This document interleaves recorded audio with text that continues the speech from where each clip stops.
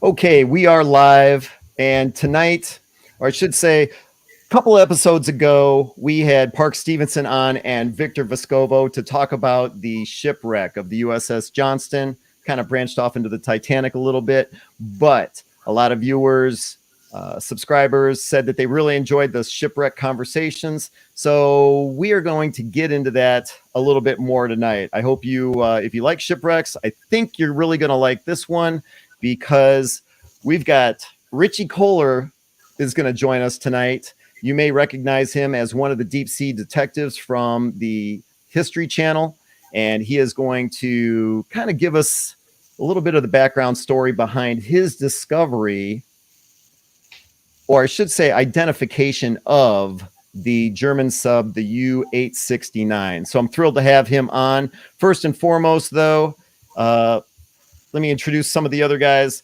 John from the USS Slater, upper left-hand corner. Of course, there's me from History X. Shane from the Buffalo Naval Park, upper right. And then Connor Kilgore, bottom right, from the Transportation Museum of Thunder Bay. Oh, you got it. Oh, yeah. I've been practicing all week. And then, like I said a few moments ago, Richie Kohler joining us. Well, first, let me say hi. But I got to say, you know, years ago watching the Nova documentary, well, let me just tell you a little bit about him instead of me gushing all over him. So I'm gonna pull this up. And so Richie Kohler, his background, he's originally out of Brooklyn, New York, recreational diver who kind of learned the ropes from other experienced divers in the 1990s. A little bit ago, before the episode started, he was telling us it's kind of like the Wild West of, you know, when it came to wreck diving. So he learned a lot from other experienced divers, eventually started exploring the Andrea Doria, and eventually came across, with the help of some friends, came across the site of, well, they didn't really know what it was, but they eventually determined it was the U-boat 869, and it was made popular by a Nova broadcast called Hitler's Lost Sub. That's how I originally heard of this story. It was fascinating. I loved it. And then I think it was, and that documentary came out in 2000, but then, and this is Richie right here, at the time during that documentary, but then a best-selling book called Shadow Divers by an author by the name of Robert Kurson. Fantastic book. I enjoyed it quite a bit. I read it when it first came out, read it again recently, and the book still holds up because it's a fascinating story. Matter of fact, if at the end, if you want to read this book, if you want to grab a copy of it, there is a link in the description below on the History X channel. Just click on that. It'll take you right to it. Anyway, moving on. So, well, hold on a second. Maybe I'll let you tell the story. Well, Rob,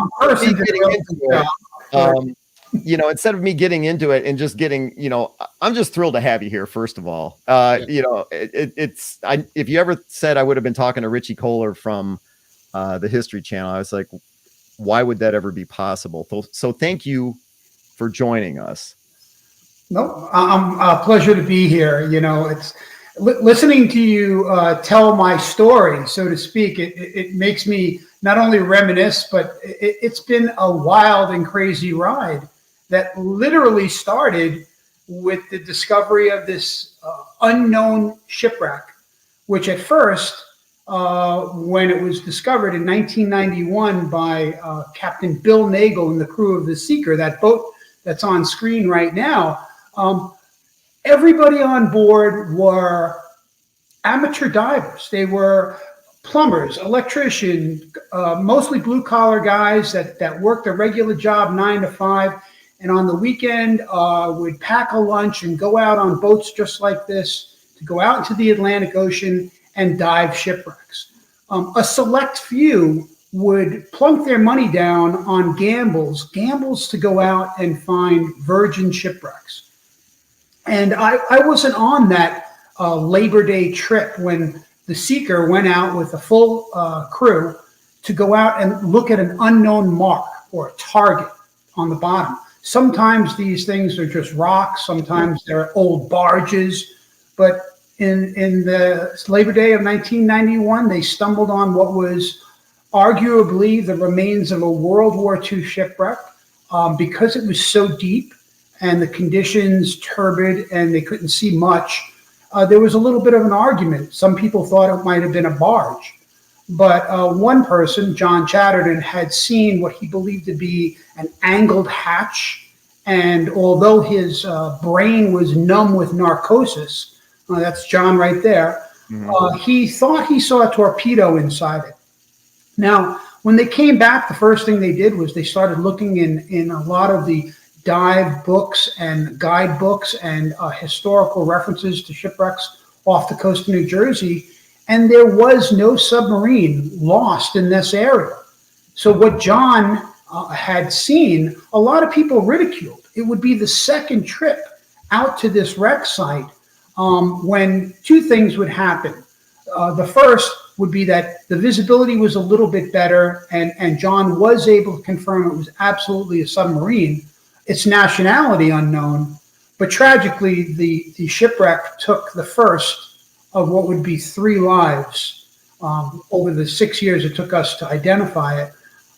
Steve Feldman was diving on the wreck when he experienced some kind of difficulty and passed out underwater. And it would be months before his body would be recovered. And that's really where I come into this story, because I hadn't been party to those first 2 dives. But with the death of Steve Feldman, a lot of people realized that this wreck was dangerous. It was deeper than what they had been diving.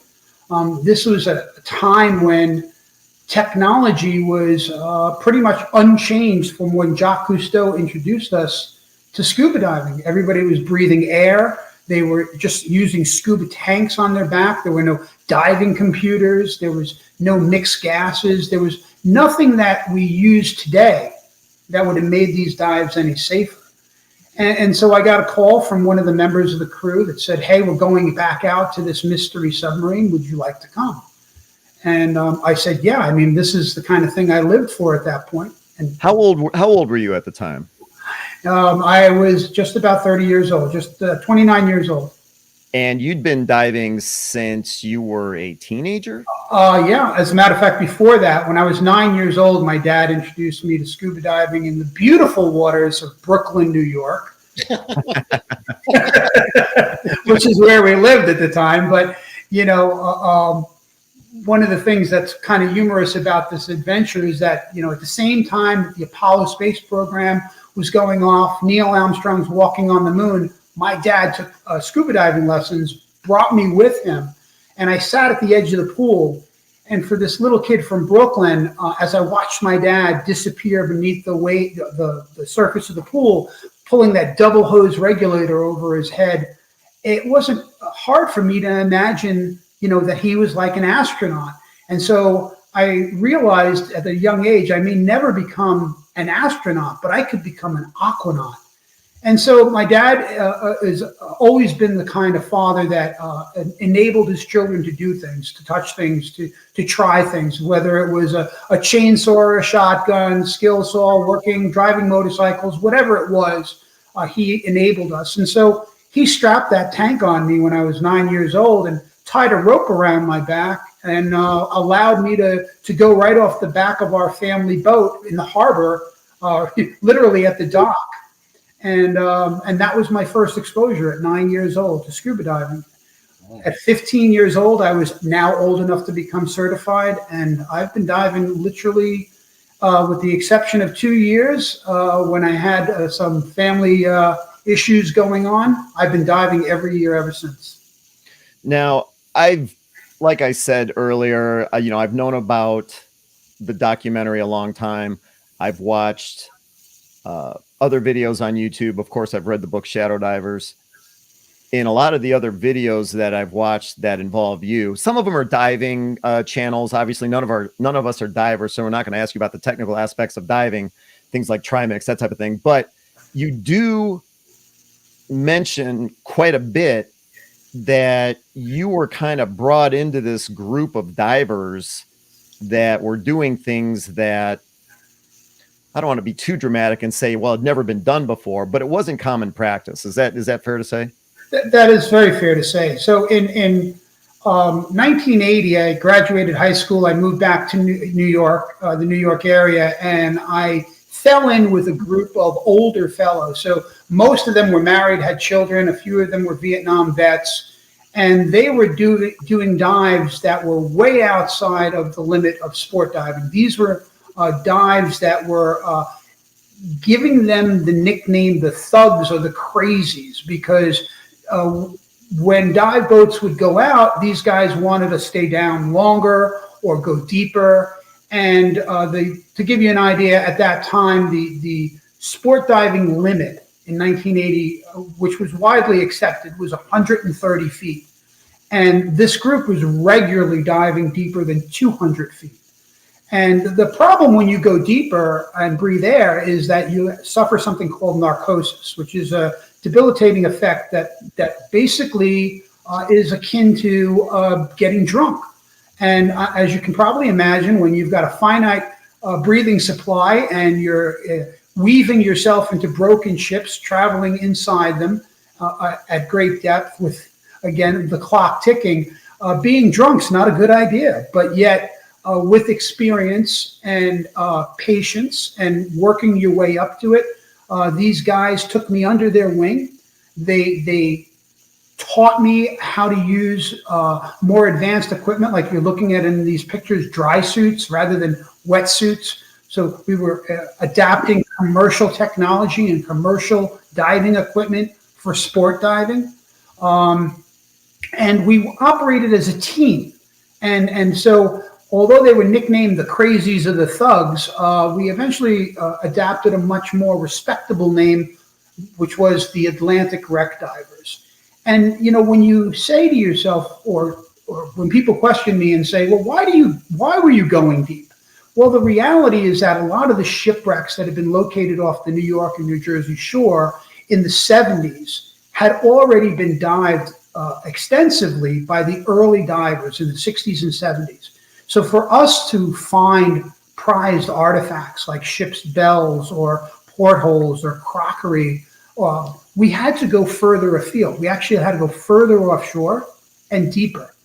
And you know, there's many experiences you can have diving, whether you love the interaction of marine life, just the feeling of weightlessness. But I have to tell you that of all of the experiences, one of the things that to this day keeps me diving is that feeling when you go down the anchor line and you know for a fact you're the first person to see this ship. You're the first one that has found something that has been lost. And all shipwrecks that are naturally occurring, meaning not the ones that are sunk on purpose, they're surrounding drama and tragedy. You know, a shipwreck by its very nature is a tragic event. And quite often there's great loss of life. And each one of these stories is a unique dive, if you don't mind the pun, into the past, whether it's a ship that was sunk in an act of war, a collision, or a storm. When you're pulling yourself down that anchor line and you see it, that whole story plays out right in front of your mind. And then when you're decompressing and coming back up, it plays over and over in your mind's eye. And all you want to do is get back. Well, and let me ask you about going down that anchor line, or I guess even before that, because again, this is the 1990s. GPS was just getting started at the time. Didn't exist. Well, yeah, that's probably true. Or if it did exist, it definitely wasn't mainstream, right? Yeah, no, we were using Loran A and Loran C, which was before, yeah. And as you said, you know, getting to wrecks that were either unknown, you know, that hadn't been located yet. The beginning of Shadow Divers, which that's this book right here. The link is in the description of below the video. They talk about kind of like a clandestine meeting between Bill Nagel, who built the Seeker, all of this stuff was kind of kept secret. Isn't that correct? Yeah, Bill ran a commercial dive boat, which basically means that he was making a living taking scuba divers to shipwrecks. And so if he was able to steal customers away from other dive boats by telling them, hey, I've got this new shipwreck. And for some of the people, it wasn't about artifacts. For some of the people, it might be just to go and take pictures and be somewhere that no one else has ever been. For some of the people, it was about collecting lobsters or scallops or shooting fish. So every diver had a different reason, but everybody loved the opportunity to go to the path less traveled, if you will. And again, it was becoming in the 90s rarer and rarer for a diver to have that experience, because we were kind of limited to a depth of about 200 or 250 feet by the equipment and the technology that we were using back then. And so without being able to go any deeper, we've kind of hit a wall, and that wall was a depth limit of how far we could go. And the submarine that is the subject of the book Shadow Divers was literally dangling on that edge of where it was safe to dive and where it was at that point where air becomes poisonous and you can either die of carbon dioxide poisoning, oxygen poisoning, or you can do something stupid because you're suffering from nitrogen narcosis. So it's the very gas that you need to survive at the same way can kill you. When you were invited to join up on these trips to dive on and try and figure out what it was, because you had said at the time John Chatterton thought he had seen a torpedo, but you said there was also maybe a little bit of narcosis going on. What did you think it was? At the time, I didn't doubt John that it was a submarine, but John believed it was a World War II U-boat. And there were no U-boats listed as being sunk off the coast of New Jersey. But there was an American submarine that was lost. It was being towed from Philadelphia up to Maine, and it broke its tow and sank in bad weather. And so I was being a little pragmatic and thinking, well, if it walks like a duck and quacks like a duck, it's a duck. If you think it's a submarine, well, there's an American submarine that had been lost, and it must be that submarine. And so when I went diving the wreck on that third trip after Steve Feldman had died, and that's actually me on that my first dive, I was looking to find an artifact, and I'm actually holding an artifact in my hand there, that would have American writing on it. I was just looking for anything that said made in Chicago, patent number, anything like that, which would conclusively prove that this was a World War II submarine that had, American submarine that had been lost. It just seemed to fit. But on that very dive, here I am in the after compartment of the submarine, and I'm holding what appeared to be a canteen. John Chatterton was entering the forward end of the submarine, and he found some crockery. And this occurred on the second dive of the day, and the weather had been very rough. And only 2 divers made that second dive that day, myself and John Chatterton. And so as I ascended up the line, John Chatterton was above me, and I could see in his mesh bag that he had found some crockery. I could see the white bowls, the bone white china. And so I ascended a little bit, and I can, to this day, still recall how incredibly excited I was when I spun the bag around and I saw exactly what you have on screen. I saw the eagle and the swastika with the year 1942, and I was totally electrified. I'm like, what is this? This doesn't make sense. This is not supposed to be here. And it started not only with myself and John Chatterton, but with a collection of other divers, a fever, if you will, to be the men to identify it. Because it was truly an enigma. John, at the conclusion of that dive, we all went home. We all went to our libraries and started saying, well, how did this submarine, fall through the cracks? How did a Nazi U-boat wind up off of Atlantic City, New Jersey, and no one knows? So over that winter of 91, 92, we reached out to different experts. We contacted the U.S. Navy. We contacted the German Navy, based in New York City, at their naval attaché, and we came away with the fact that neither the United States government, the federal German government, no historian, and no expert, none of the authors that we could contact that had written books on German U-boat operations could answer the simple question: what submarine was this, and why was it off New Jersey? And we would then spend literally the next 5 years of our lives and dedicate treasure and marriages, our youth, and our sanity to try and figure that out. Were you married at the time? I was, and when the first fatality occurred, I wasn't on the trip. But in the third year of diving the wreck, there was a father and son team, Chris and Chrissy Rouse, that had come out with us, and they were very accomplished divers. And Chrissy was a hellion. The son was he was positive he was going to go in there and find something that would help identify the wreck. And on one of his dives inside, he ran into trouble. I'm not going to dedicate too much time going into the effect of what happened, but he basically became pinned inside the wreck, and his father had to try and unbury him from the debris that had fallen on him. And as I mentioned earlier, you only have a finite amount of breathing gas or air in your cylinders. And by the time they came out, they were dreadfully low on air.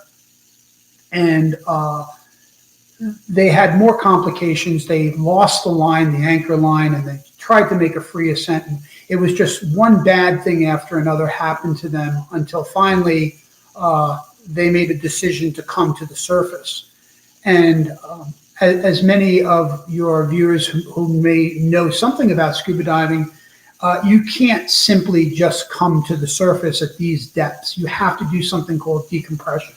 If you don't do your decompression, if you come straight to the surface, you can suffer a disease, a malady that is called the bends, or decompression sickness, from coming up and not allowing the bubbles in your blood to dissipate through normal respiration over a period of time.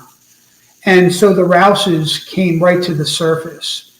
And Chris, the father, made sure that we got his son on board the boat before he died, literally in mine and John Chatterton's arms, on the back of the boat, on the ladder as we were trying to carry him up. His son, who again was built like a Spartan and fought for hours, ultimately would die hours later at a hospital. He had been evacuated by Coast Guard helicopter, but you can't alleviate or get rid of that much decompression and not have an extreme detrimental effect, whether it would be paralysis, brain damage, or in the case of Chrissy, basically his young heart just could not handle the stress of what the decompression sickness had done to him, and he passed. So after that, after the fact that this wreck in 3 years took 3 divers, it started to stress my marriage. At this point, I had 2 small children, and my wife did not understand why I wasn't diving with my friends, the Atlantic wreck divers, and having fun. What was it about this Nazi submarine that had me under its spell? And, there's at the time I had difficulty answering it. Now, 30 years later, I could look you in the eye and say, well, life gives us opportunities, and sometimes we don't recognize them for what they are at the moment. And this submarine was an opportunity. It was an opportunity for John and I to do something. At the beginning of this adventure, I just wanted another bit of memorabilia. I wanted another artifact. I wanted a dish with the eagle and swastika to put with all the other stuff and artifacts that I had collected from shipwrecks during my earlier career. And what happened is my outlook changed, because inside this broken submarine, unlike any other shipwreck that I had dove before, you could clearly see the remains of the 56-man crew. And it was incredibly sobering. To give you an example, I had made many dives on the Andrea Doria, and there had been 50 fatalities on that, but you don't see the remains of these of the victims. They've been absorbed by the sea. But inside the anaerobic environment of the submarine, in the still water, the skeletal remains are still there. In some cases, with tattered bits of uniform or boots with a leg jutting out. And I don't know what it would say about me or my morality to be a person who would enter such a site and not be affected by it. When people, other people that I would talk to would go, well, they were Nazis, they were the enemy. I understood that. And I understood that in 1945, I would have probably been on an American destroyer, and I would have dropped depth charges on them and killed them because they were the enemy. But in 1991 and 92, 93, 94, they were lost souls. They were soldiers who fought their battle, they died, and no one knew where they were or who they were. And that haunted me. It haunted me to think that these men somewhere in the world had family, whether it was mothers or fathers, most likely brothers, sisters, children, wives, that didn't know where they were and what happened to them. And so I felt a personal sense of responsibility to solving this mystery. And my wife didn't understand that. Not that she didn't understand the concept behind it, she didn't understand me risking my life to do it. Mm-hmm. And so, that would create stress. You try to run a business. I had a business at the time. And of course, when Bill Nagel would call me up and say, hey, the weather's looking good, it would, I would take off work. I'd close my shop because, the good weather days that we could get out to the submarine were far and few. And of course, this was another area that would, cause difficulty with me and my wife, and of course, my business associates and customers and stuff like that. But I felt compelled. And, the thing is that there was no book Shadow Divers. There was no Hitler's Lost Sub. There was no reward for doing this. There was just the feeling in my heart that this was the right thing to do. When you first go down there on your first trip out there, and you see features like this, basically anything, and you already have an idea or an assumption, you were at least thinking that it was an American submarine. That's correct. The outline, the shape of it, again, in the limited visibility and with narcosis in your mind, you just kind of try to focus on small features, not the big picture.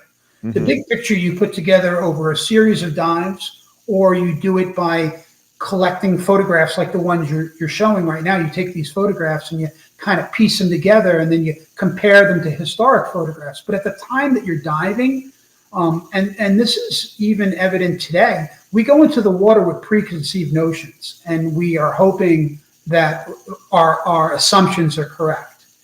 And, on that third dive, as I ascended, I was still convinced it was an American submarine until I turned that bag around and I saw the dishes with the swastika, and I was totally floored. So, how much time are you able to spend down there? Back in 91, when we were diving air, we would stay down for a maximum of about 20 minutes, of which it would take you about 3 to 5 minutes to swim down. and then it would take you about 90 minutes to 2 hours to come back up and do your decompression. So you couldn't just swim back up. You had to spend about 90 minutes to 2 hours of these decompression stops to ascend safely to the surface. Now, again, none of us are divers, but when you see stuff like this and some of the other images you supplied to me earlier today. Yeah, these are all my images. That's an image inside the diesel motor room. I kind of like it because you see the little lobster sitting up on the shelf. But if you look carefully, you're looking at a workbench in the center, and you can actually see a vise sitting on the workbench. And surrounding you are, some of the fixtures that were part of the interior ventilation and exhaust system for the 2 diesel engines, which would be to the left of this photograph. At this point, Shane, John, Connor, what questions do you guys have? Shane, do you want to go first? Yeah, I just had a quick one for Richie. Wow, very compelling story. I want to thank you for telling it as honestly as you are. Do you remember, now that after the fact, do you remember what part of the sub you saw first, or that you came down upon from your descent?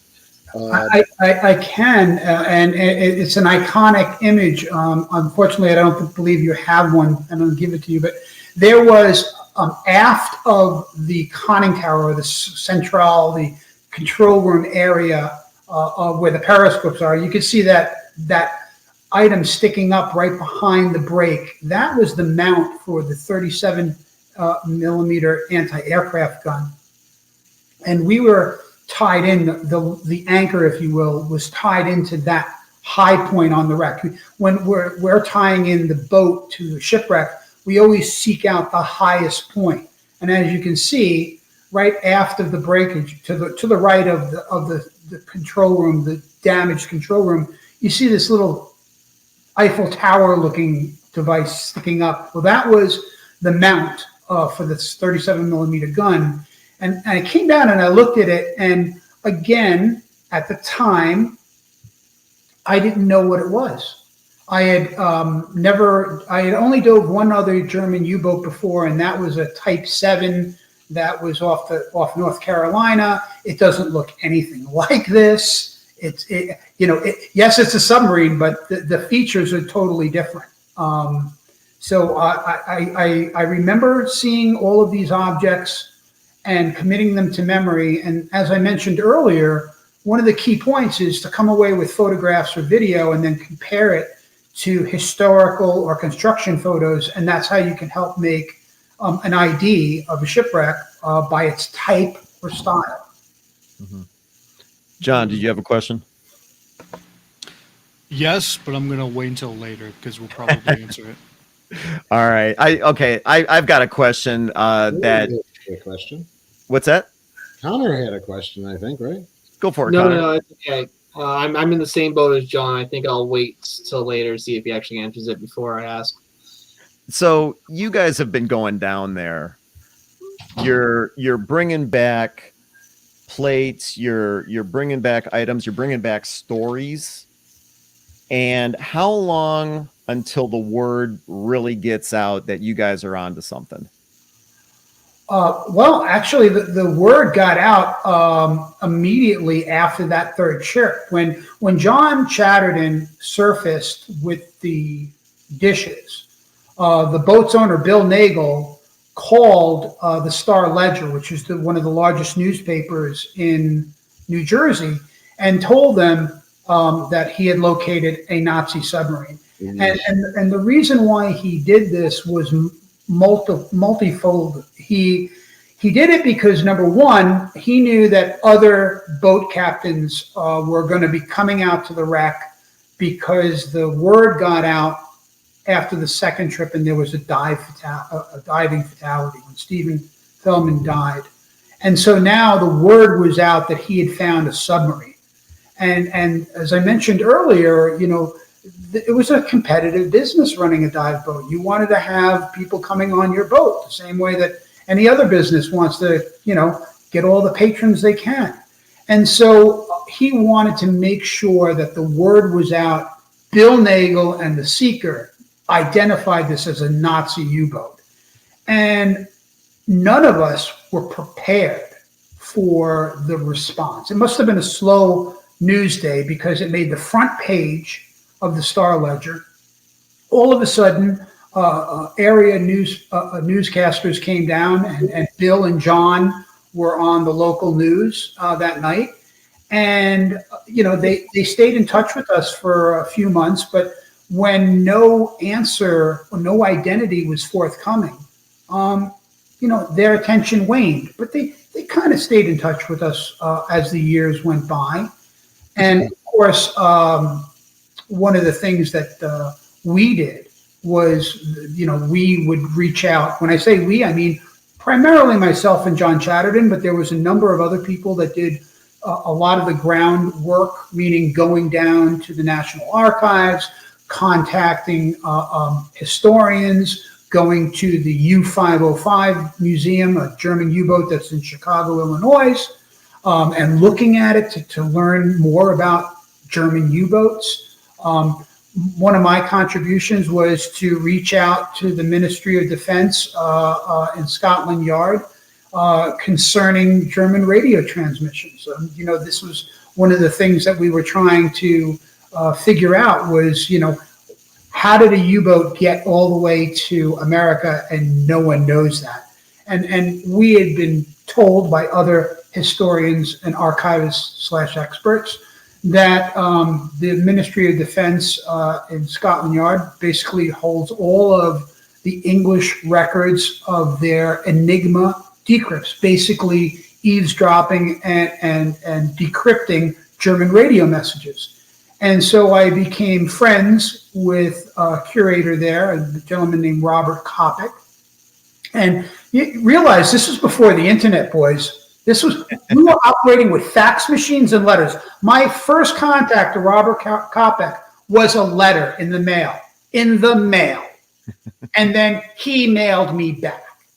And then we did that for a while until we realized we could fax each other. And then, so you could realize how slow the process was of getting information. But it truly created an international connection of people that were interested, much like you guys, in naval history. But their particular area was German U-boats. And we enlisted their aid, and they realized that we were the sharp end of the stick.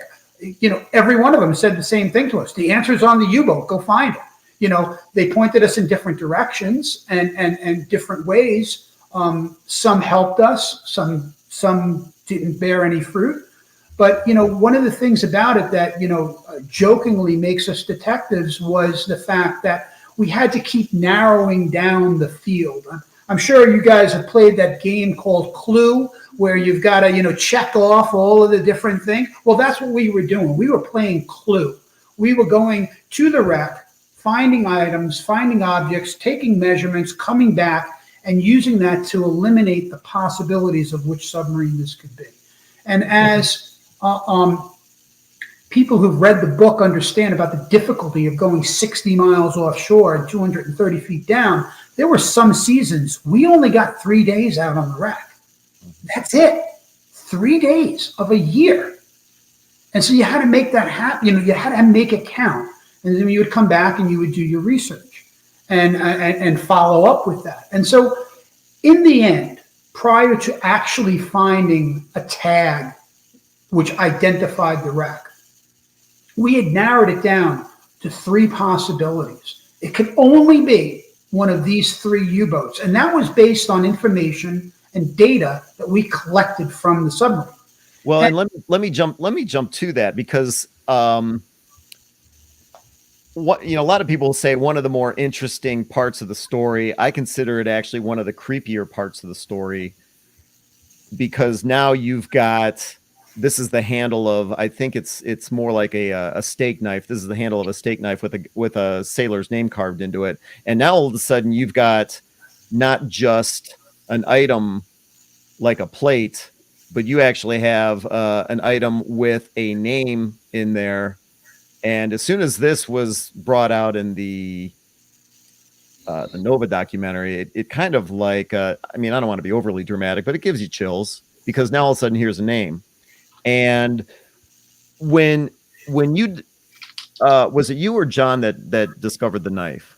It was John. John had recovered a box from the area of the officers' quarters. He wasn't looking for silverware. He was actually looking for the Kriegstagebuch, or KTB, which is basically the ship's log. Mm-hmm. And we had it on good authority that the ship's log was kept in a box adjacent to the captain's quarters. And so he was hoping that this box would have that in it. But when he brought the box up, it was nothing more than cutlery, silverware, spoons and knives. And only one of those knives had a wooden handle. And you're looking at it, and it had the name Horenberg. And one of the divers on the trip that day slapped John on the back and said, "You've solved the mystery, John. All you have to do is find Horenberg, and now you know." And so that's exactly what we did. We wrote to the equivalent of the German Veterans Administration in Germany, which is called the VOST organization, and asked for any information. And now the problem is they were loath to give anything to anybody. Right? You can't just, even in America, I'm pretty sure you can't just write to the Veterans Administration and say, "Hey, tell me about Joe Blow." They're not going to do that.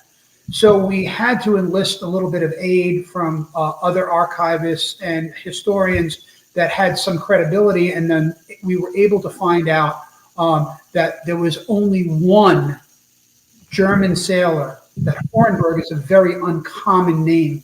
And there was only one of the 40,000 men who served on German submarines. There was only one named Horenberg. And Horenberg served on a submarine that was sunk off Casablanca. And so our experts once again told us, well, the knife is a dead end.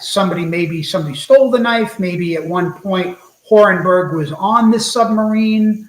Who knows? But Horenberg and his boat are sunk off Casablanca. So that was a dead end. At least that's what the records showed. That is absolutely correct. It was like, I think it was like off of Rabat or something like that. Correct. And earlier you made a comment about, you're approaching all these different people that, hopefully might be able to provide some information. And one of the people that you approach is this guy. Horst Bredow. Right. And he was really dubious about what you guys were bringing to the table because, like you said, here's a knife. Horenberg's name is carved into it, but Horenberg went down off of Rabat, off the northwestern corner of Africa. Absolutely correct. So the gentleman that's on screen right now runs an organization. He's passed, called the U-Boat Archive in Cuxhaven. And this is not a state or government funded organization. It is basically like our version of the U.S. Subvets, which is a private, veteran-run, veteran-funded organization. And, at a time, it's important to note that post-World War II Germany, most Germans just really would wish that everything that had to do with the Third Reich would just go away.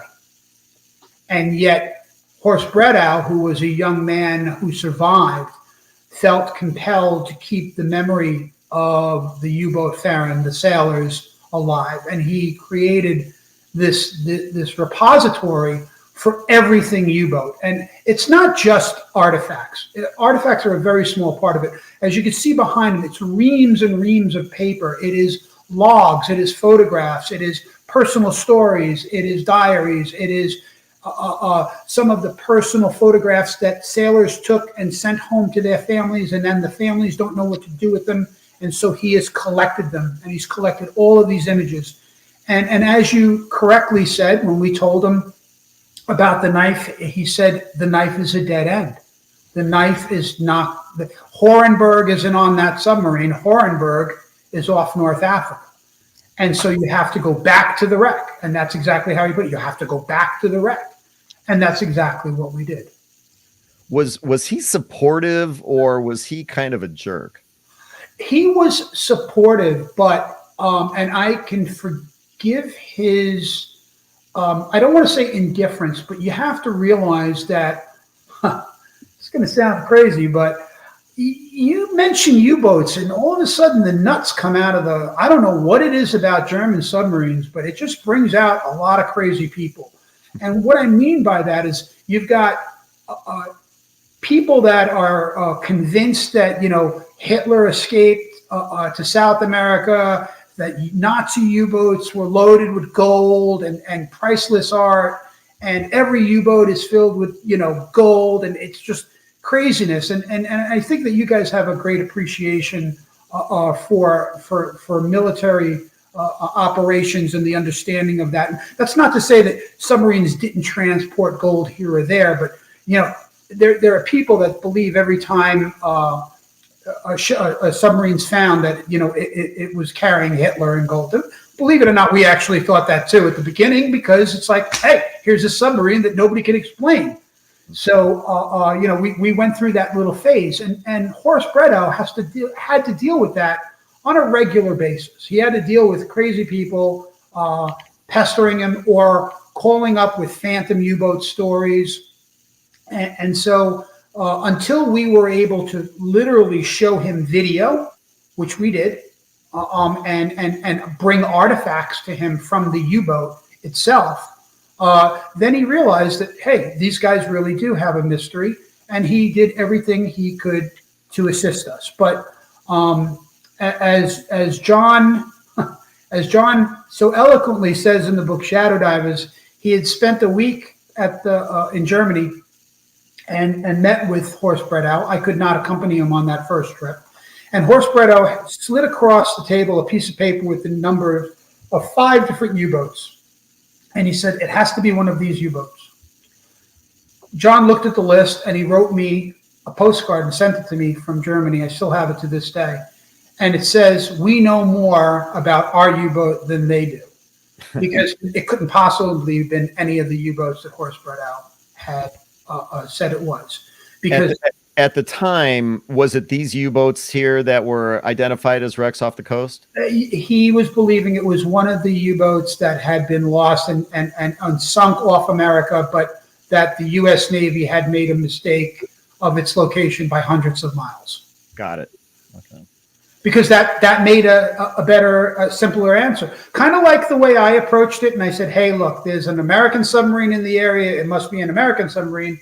I think Horst Bredow looked at it and goes, hey, there's 5 U-boats lost off the East Coast. It's got to be one of these. And so it was basically, I think, an oversimplification. How long until these guys get involved? So that's because this is, none of us would have really even known the story, or you wouldn't have even really come into the mainstream. Not at all. Well, you've got Nagel, going to the papers, and of course that makes big news, but it kind of almost still stays in maybe not the local community, but it's not widespread. And until the Nova documentary came out, I mean, people like me never knew about. Shane, I mean, what did you know about this story? Were you familiar with this before we had Richie on tonight? I am absolutely coming at it completely virgin. Okay, so you weren't familiar with it. I know Connor wasn't familiar with it. He's a lot younger, but John knew about it. What was it? The documentary, John, that you had first heard about? No, actually, in middle school, I just went to Barnes and Noble, and I would always go to the World War II section. And one day, I picked up Shadow Divers and read it. So this would be about 2006, 2007. Uh-huh. I still have my copy on my bookshelf right next to me. And I will correct you. I actually have seen the Nova documentary, so I am somewhat familiar with the story, but it has been a while. I wasn't able to find the book before the broadcast. Oh, that's fine. So, all right. So Connor saw the documentary. I saw it when it first came out. I want to say that was November of, I think I even made a note here. The document that came out November of 2000, correct? I think it was. Oh, yeah. The document. But you asked the question, which was, how did they get involved? Yeah, precisely. So how did they get thrown into the mix? It's a crazy story. While we're working on the U-boat, the brand new internet came out, and I mean, it was like brand new. And a girl I was seeing at the time, I had since been divorced from my wife, and I was now dating, brought me a story, and she said, "Hey, look, I saw this on the internet." And I'm like, "What is it?" And she says, "They're going to recover a German U-boat from Boston Harbor." And I'm like, "This is a crock of bull. Tell me, what are you talking about?" And she says, "Look, it's a PBS Nova. They're going to make a special out of it." So I actually cold called WGBH television studio here in Boston and said, "Hey, I read on an article that you guys are supporting a endeavor to salvage a U-boat in Boston Harbor." And they put me in touch with a woman named Lauren Aguirre. She was a science editor. And I asked the same question, and she says, "Yes, we are working with," and she mentioned their names. And I said to her, "It's a bullshit story. There's no U-boat in Boston Harbor." And you can hear the phone get silent for a minute. And I'm like, "Listen, Boston Harbor is not even 100 foot deep anywhere. Okay, let's start with that.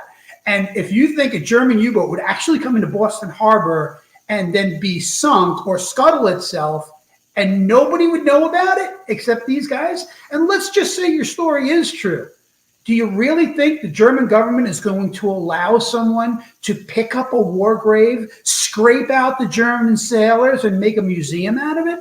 This is a bullshit story." She goes, "Well, what makes you an expert?" And I said, "Well, I found one. We're working on one." So I had to, with my handy fax machine, fax her a couple of pages that, from the Star Ledger newspaper articles. And she called me back and says, "Can you come into Boston?" And then next day, that night I called John. I said, "John, I need to borrow your dish with the eagle and swastika and a couple of VH tapes of videotapes of the wreck." And he goes, "Why?" I go, "Well, I'm going to go to Boston." And one thing led to another. I met with them, and I literally shocked them. You could see that whoever was selling them this kettle of fish wasn't able to produce not even one iota of what I had. I had video of a shipwreck. I was telling them the location. I had given them the past 3 years of work that we had been doing. I told them the names of all of the experts we were working. I had prepared all of this. And I didn't even realize that I was being, that's another thing about, when you go in and you deal with TV types, you don't realize that in a way it's kind of like an audition. You don't know you're being auditioned, but they're looking at you, and the way you are right now, they're listening to you, and they like your animation. They love your energy, and I had all of that. And so one thing led to another, and they said, "Hey, how can we help you?" And I go, "Well, if you help us finance us to the wreck." So we basically worked with them, and they would come out with us, and they came out for one summer. We were no closer to identifying it. And then they didn't come out, and then they were out with us again, and that's when we had gotten a clue on how to solve the mystery. And the rest, as you've seen on television, is history. Did you at any time meet with Paula Apsel? Absolutely. Paula was the woman. She was the head at that time. She's since, I believe, retired. And I will tell you that she's a wonderful, wonderful woman, wonderful person, strong person. She was like pointing at me, like trying to pick apart my story to see if I was, one of the crazies that come out when you say U-boat. And I'll never forget how mortified she was when I laid the dish on her desk. And you could see her with her finger. She wanted to touch it, and yet at the same time, I think as a Jewish woman, mortified, horrified by the physicality of this swastika I had placed on her desk. But she had to touch it, and you could almost feel in the room the electricity that was jumping from this dish, the negative energy, if you will. And it was palatable in the room. And In the back corner was a gentleman that I didn't know at the time. I would later find out he was a producer who we would work with to come up with Hitler's Lost Sub, a gentleman named Kirk Wolfinger. And he told me years later, he said, you had it right then and there. When she saw that dish and she just felt like, oh, we have to have this story. We have to do it. And they did. They worked with us. And the only thing that we really asked of them was to help pay the freight. After the first 3 years, nobody wanted to go there anymore. I mean, there were many trips where it was literally just John and I on the boat, paying the fuel to get the boat all the way out there. So asking Nova to help us, basically asking the production crew to help come up with the fuel. And so that's how they got so many days going out there and getting the background. And of course, we were shooting the video. We were the ones shooting all the underwater video for them. But at the same time, we were, again, picking away at trying to figure this thing out. There's not going to be too many people that know who Paula Apsel is, but she was, she's retired now, but she was an executive producer for Nova at WGBH in Boston. Mm-hmm. And she was the one that really held the strings. Well, I came across her with the story of the Keybird, the B-29 bomber that was discovered up in Greenland. And she pretty much was the force behind the scenes on that one, as well. So I interviewed her about that. You're right. She is pretty amazing. But you had mentioned Kirk Wolfinger. Is he back from Lone Wolf? Lone Wolf, exactly, yes. So what was it like bringing the Nova team out to this dive site to all of a sudden start filming while you're also at the same time trying to explore this German wreck? It was interesting. Neither John nor I had ever worked with television crews. I mean, John had maybe 10 minutes of experience at the dock when the TV crews had come down to interview him, and Bill Nagel when the wreck was first found. So all the nuance of having to work with a film crew on the boat was yet to be learned. And one of the things that we found kind of humorous is that, these guys, I don't want to say they have more heart than brains, but many of them had never been on a boat and been 60 miles offshore and know what it's like to be on a 50 or 60 foot boat for 24 hours, and many of them were just totally seasick. And yet when it was time to work, they would literally get up out of the scuppers. I mean, some of them, that's where they like to be. They wanted to be against the gunnel, and sick as a dog, but then they would get up and grab the boom and do what they had to do. And it was amazing. Fortunately, Kirk Wolfinger he's got a lot of experience on boats, having done a lot of different water programs. So he never had a problem, and neither did a couple of his associate producers. But it was just interesting to see how hardcore these guys were to get the shot, if you will. Mm-hmm. You've got them out there. Horst Bredau tells you to go back. You've got the wrong sub. Go back and get some more information. And let me pull the picture up. Bear with me a moment. I should have had it ready to go. But, well, I should say, how are you doing on time? I told you that we would only have you on for a half hour, and here we are. We're an hour, and I still have. You'll edit this all down to 15 minutes. Don't worry about it. Well, yeah, but you're the one. Okay. Well, you know what? Fine. You're stuck with us. All right. If you can't tell, I enjoy talking about this. Oh, I'm loving it. I'm absolutely loving this. Yeah. So Bredau tells you to go back. You've got the wrong sub. You need more evidence. The fact that you've got a guy's name carved into a knife, it's not good enough, because that knife went down, or I'm sorry, the guy that belonged to that knife or that had carved his name into it actually went down off of Rabat, northwest coast of Africa. So you got to go back to the drawing board and you pull up this. Well, there's a little bit more of a backstory to that. So please, let us know. Tell us. Okay, so what you're looking at is a spare parts box, okay? And don't show any other pictures. So okay, we had been working where the front half of the submarine is where most of the crew lived and most of the crew worked. So the front half of the submarine consisted of the control room, which is that destroyed, damaged area where the epicenter of an explosion. Forward of that would have been the petty officers and officers' quarters, and then in front of that would have been the forward torpedo room, which most of the enlisted men would live in. And so we had been focusing a lot of our work there. If you went to the back or the after part of the submarine, you would immediately hit the diesel motor room. And then the path going into the electric motor room was blocked by debris. We could never get into the electric motor room, but the electric motor room was just that. It was a room filled with 2 electric motors for operating the submarine underwater. And so there was no bunks in there. There was no crew spaces. It was just a machinery room.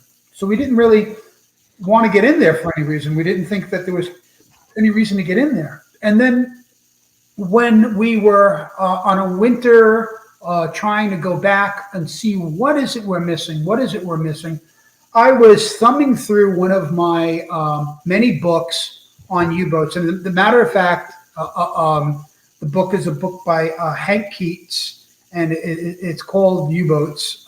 And in it is a photograph of a Bakelite or plastic tag that had a U-boat number on it. And it had, I believe it was the U-352. And I'm like, oh no, it was U-853. I'm sorry. It was U-853.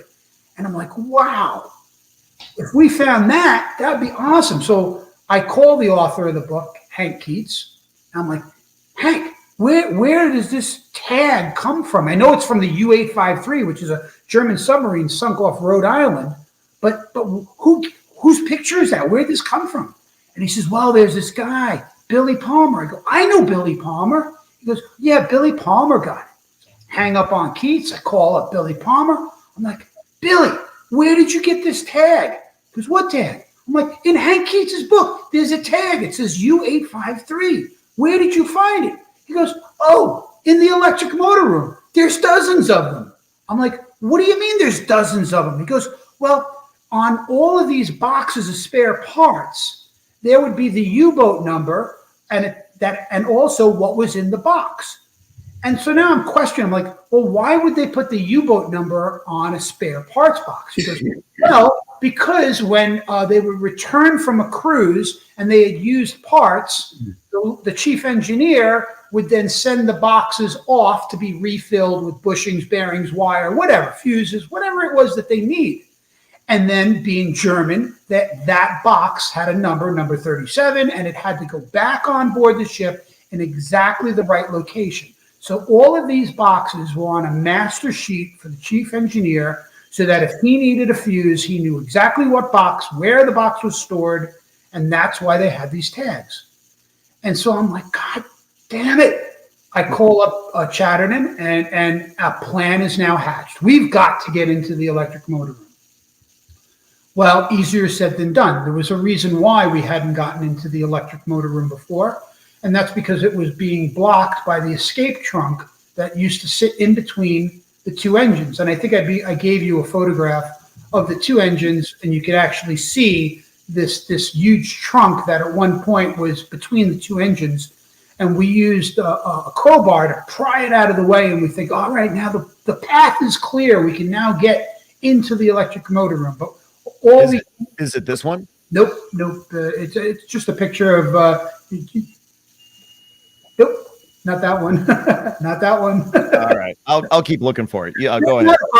But so now we were able to get back another 5 feet, and then we saw a huge oil tank. It basically that's it. That's what you're looking at. Is you're looking aft. Oh yeah. And there is the port engine. And the starboard engine, and in between them, you can see that round cylinder. That was the escape trunk that was wedged right in front. And I crowbarred that thing out of the way, and it fell in between the 2 engines, fortunately not on me. And now you can see that there is the daily fuel tank. So basically, the way that German submarines operated is every day the engineer would pump fuel from the bunkers into that fuel tank. It would go through a series of filters, and then that would gravity feed the two engines on the surface. So that is a fuel tank, a diesel fuel tank that was strapped or bolted to the top of the compartment that has now fallen. And it totally restricted our ability to swim into the electric motor room. Mm-hmm.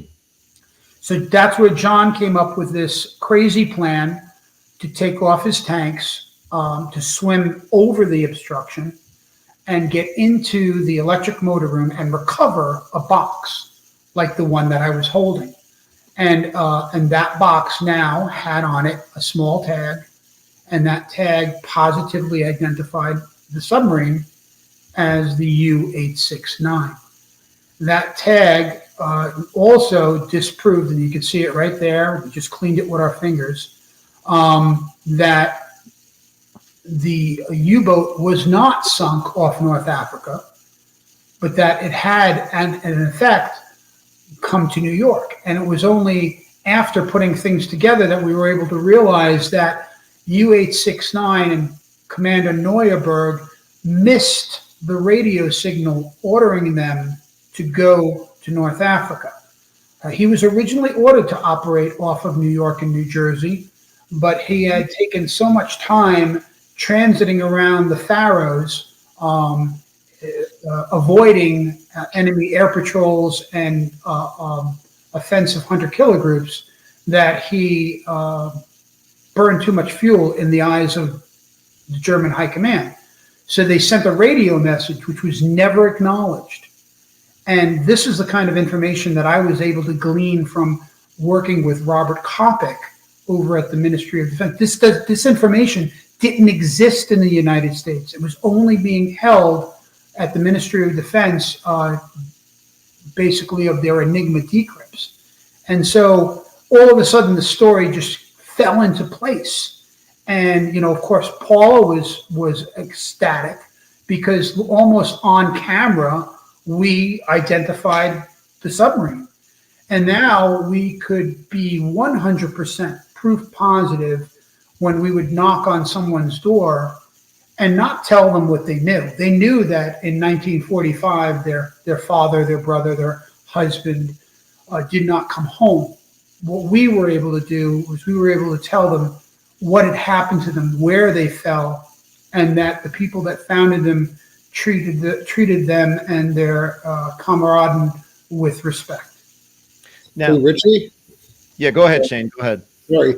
So this story now about the box with the tag on it.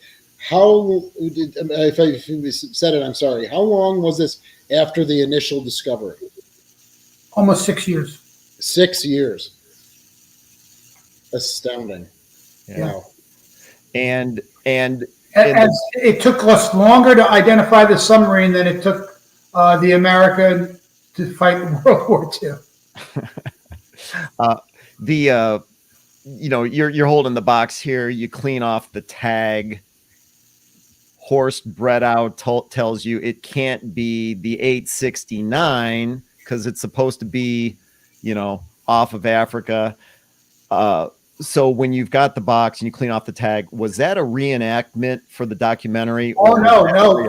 We because we were working with both Der Spiegel in Germany and with obviously WGBH here in America, we had an agreement to withhold the information until we went to Germany and allowed Der Spiegel to find as many of the family members as possible. They did not want the family members to hear about it on the news.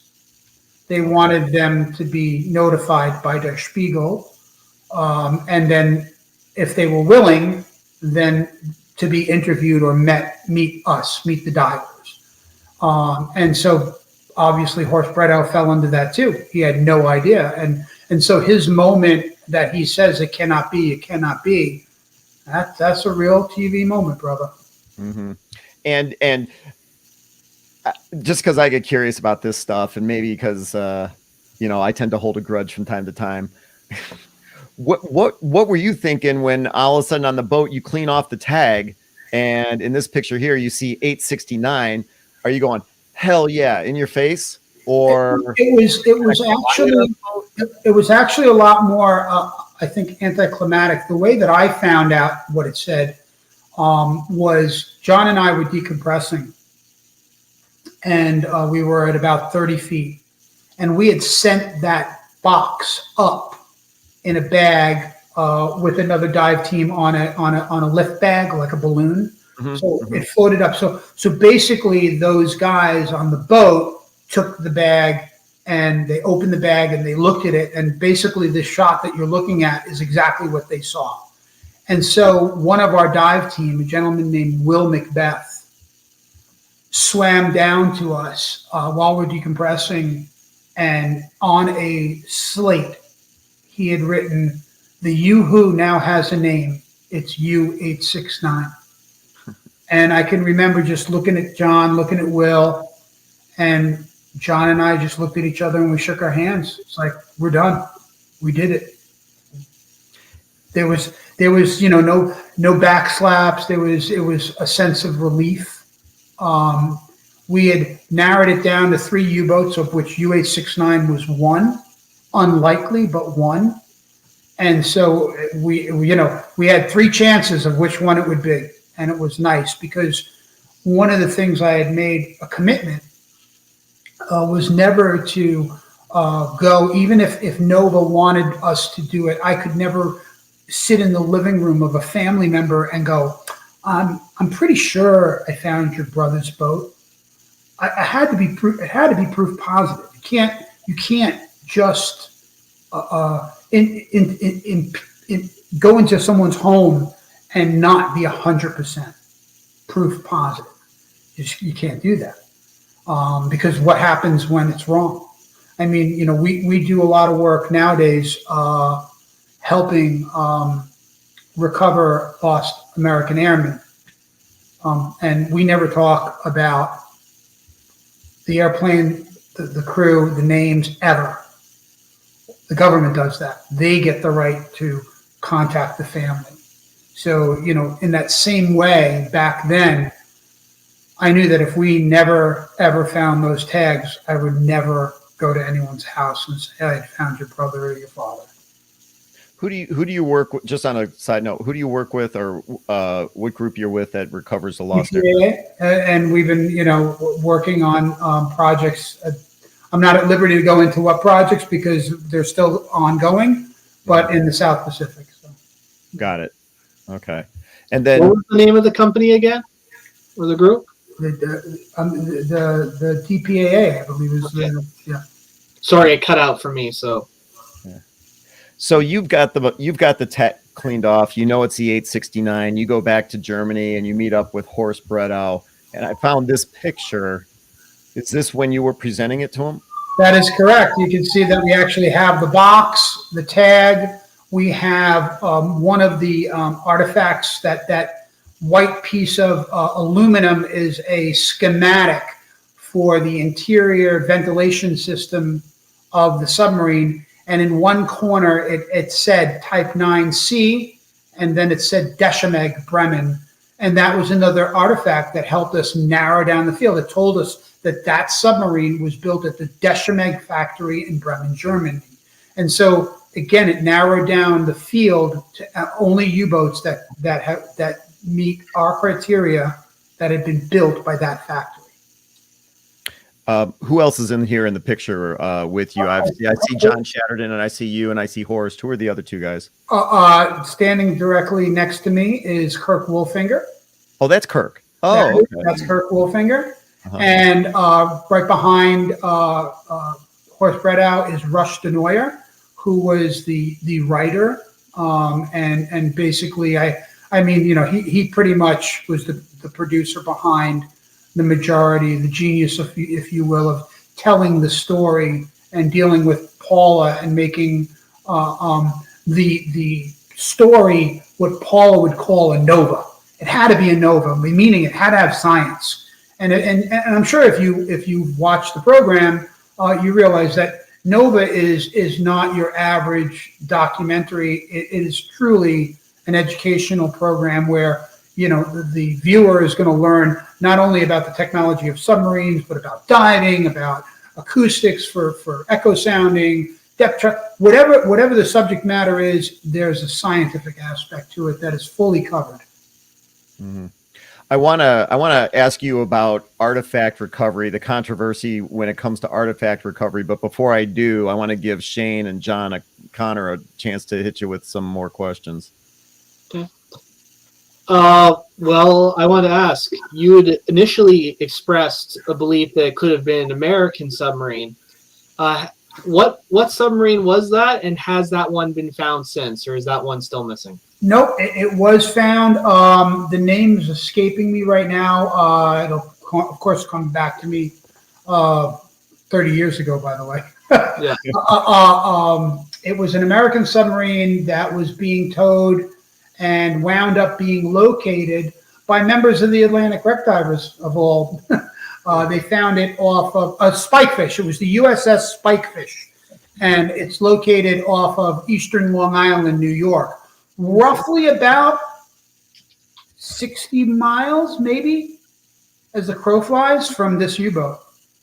Okay. So it's in the vicinity. You know what I mean? The Spikefish is the name. So I believed it was the USS Spikefish, which was decommissioned and again being towed for scrap. So Something we haven't talked about.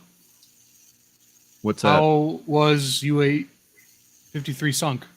Yes. U-869. There's still controversy about this. You see, at the time of our research, we had gone to the U.S. Navy, U.S. Navy Naval Weapons Station Earl.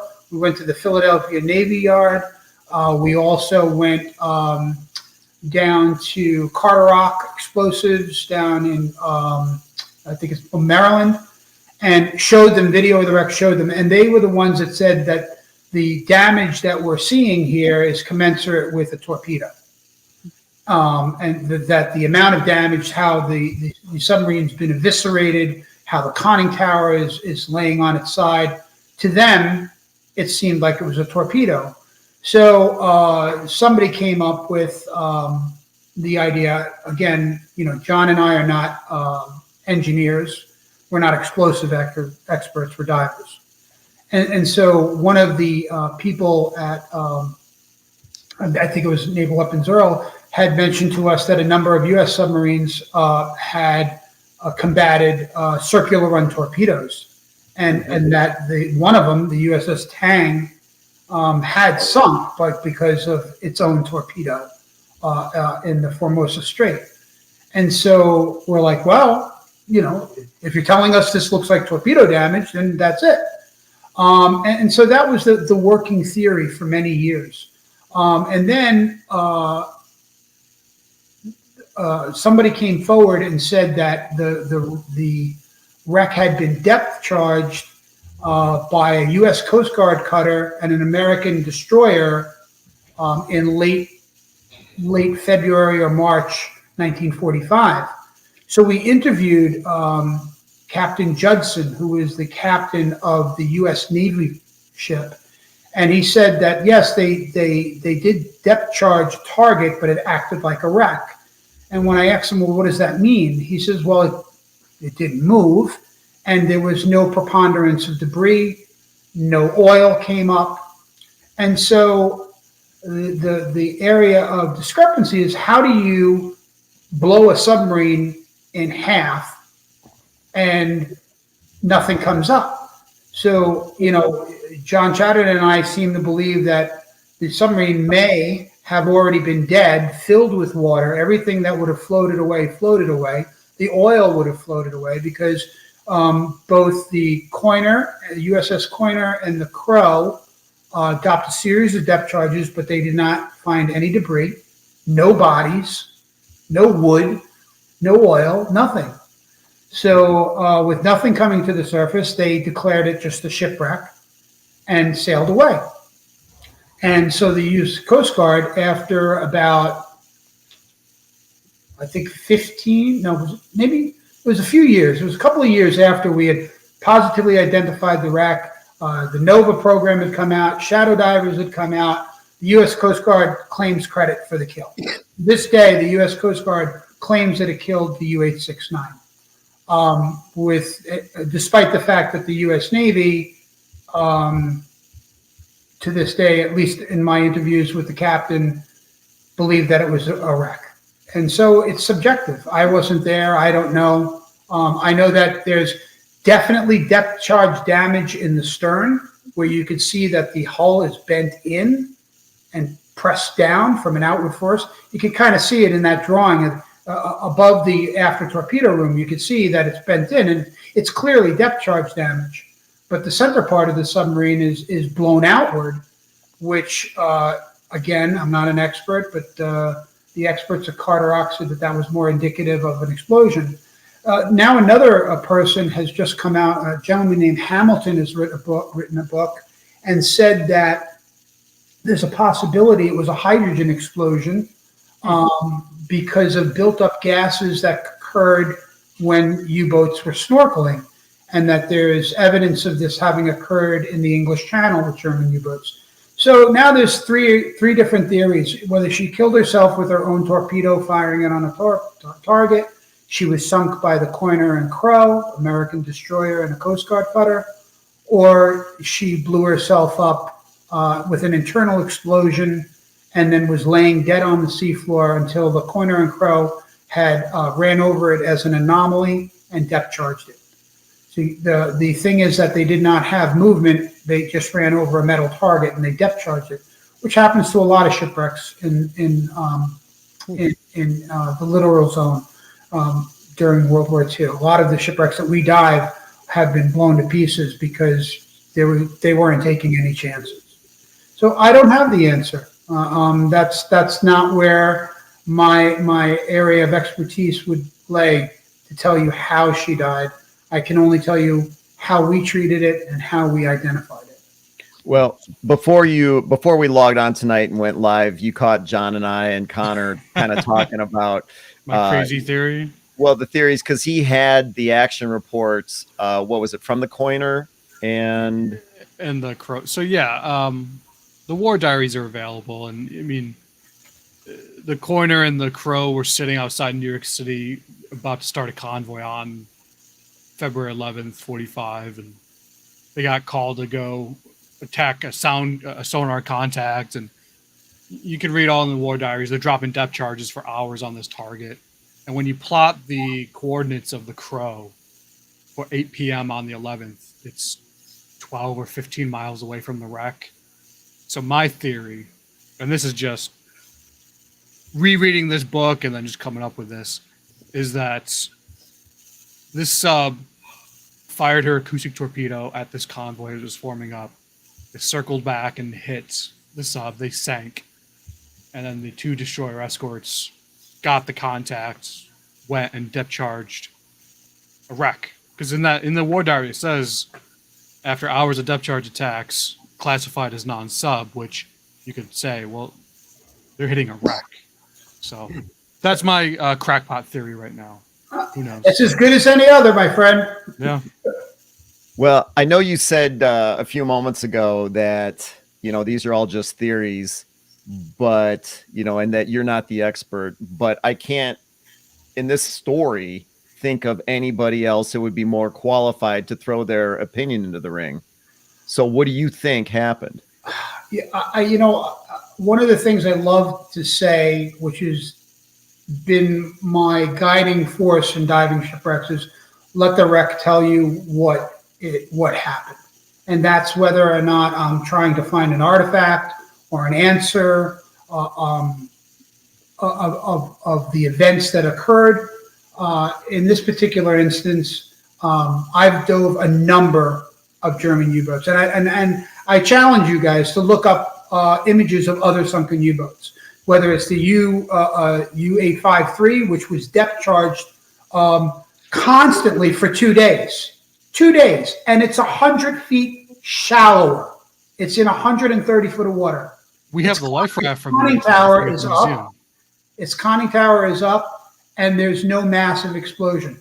They literally blew the 853 up until the captain's hat floated up. They literally recovered the German commander's white hat from the water.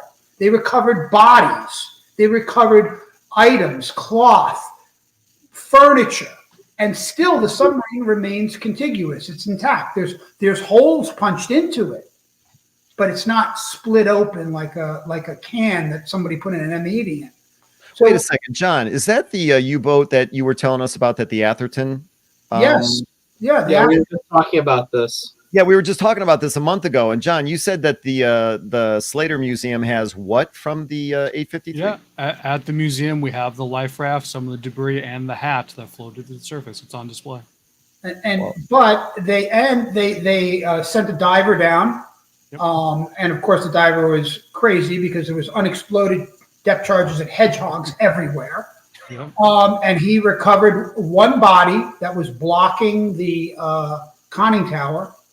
He opened the hatch and pulled out a body, and that sailor is buried in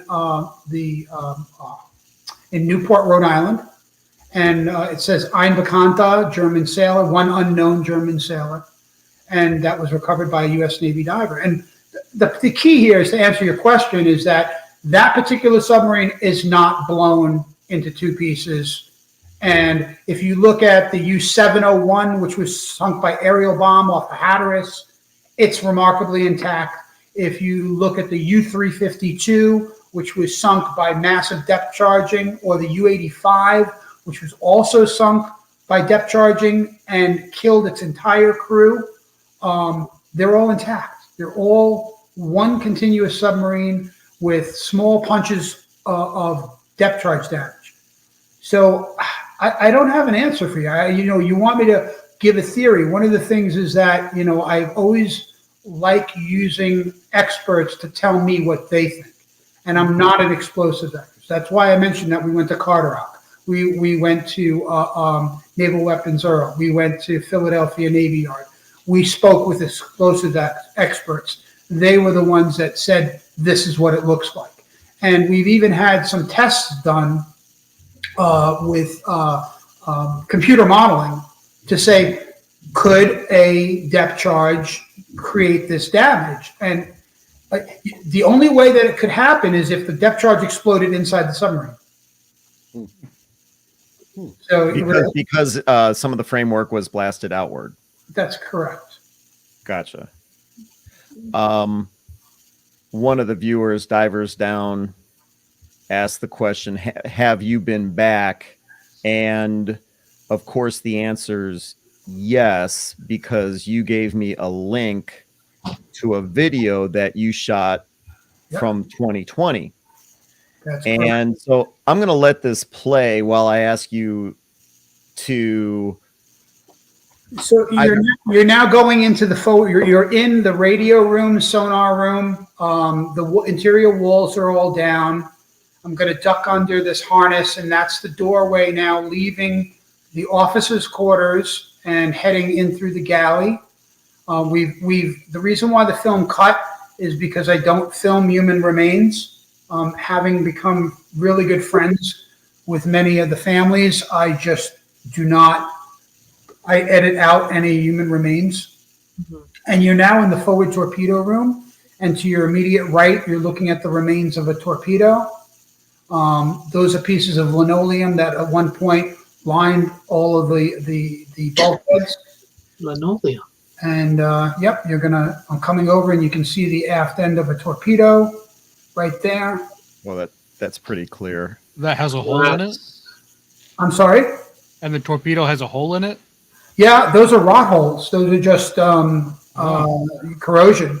Yeah, there's a view from outside the wreck. That's actually kind of like the view that John had when he first dove the wreck, and he looked in the open torpedo hatch. He looked down, and that's what you can see.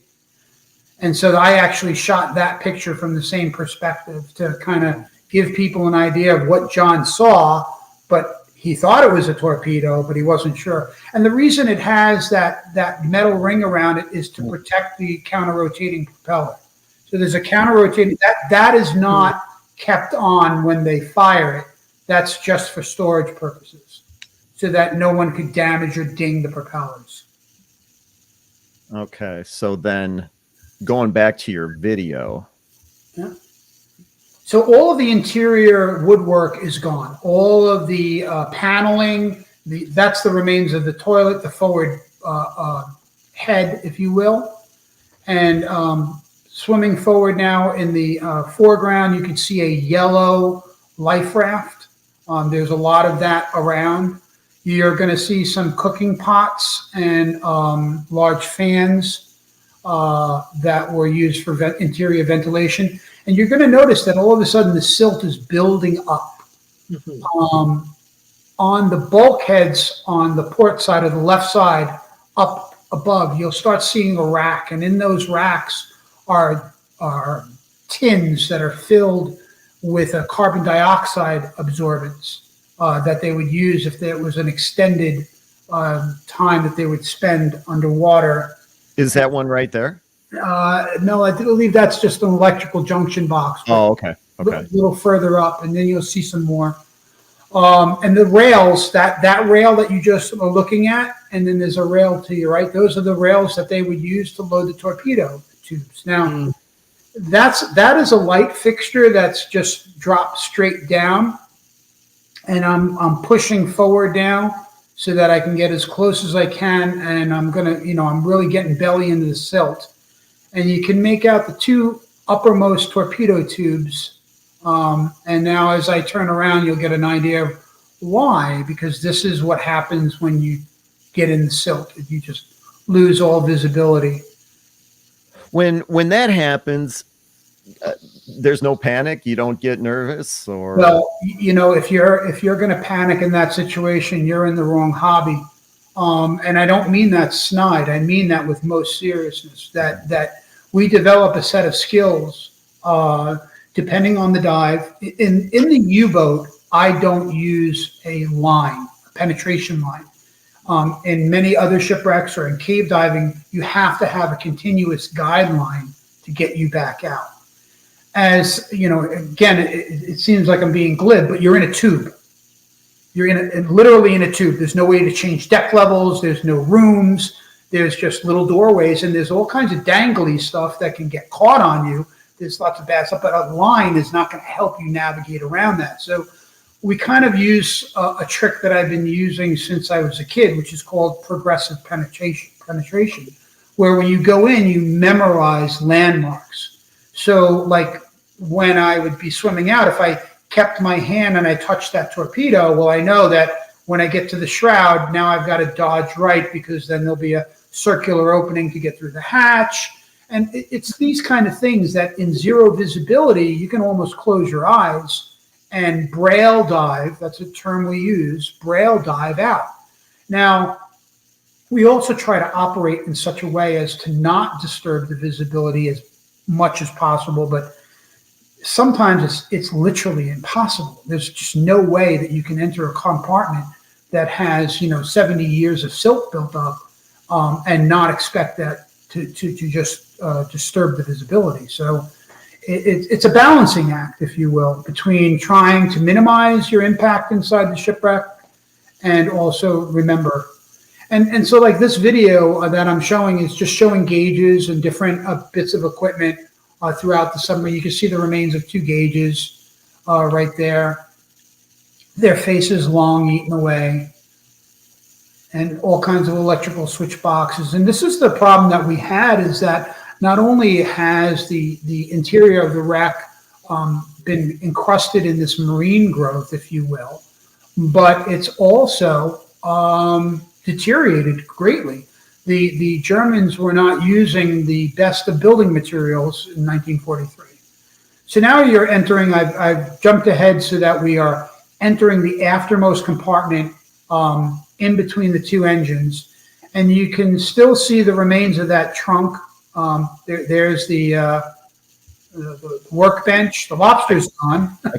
I can rewind a little bit if you need me to. No, not at all. Okay. So you've got you're now looking at the port engine, and that's that workbench right there. A lot of the controls for the diesel engines left and right, as well as ballast controls. Yep, and there's a contemporary photograph to give you a kind of perspective. You can see those are the main air induction valves for closing. Well, here I want to see if I can pause it here real quick. This cylinder hanging from the ceiling is the trunk that was lying on the, for lack of a better word, the floor, right? Well, when I found it, it had fallen and wedged itself between the engines, and I needed to unwedge it. And I used a crowbar to do that because it was blocking the way. We couldn't go over it and we couldn't get under it. Did you eventually put it back? We'll have to go to the video and you'll see. Okay.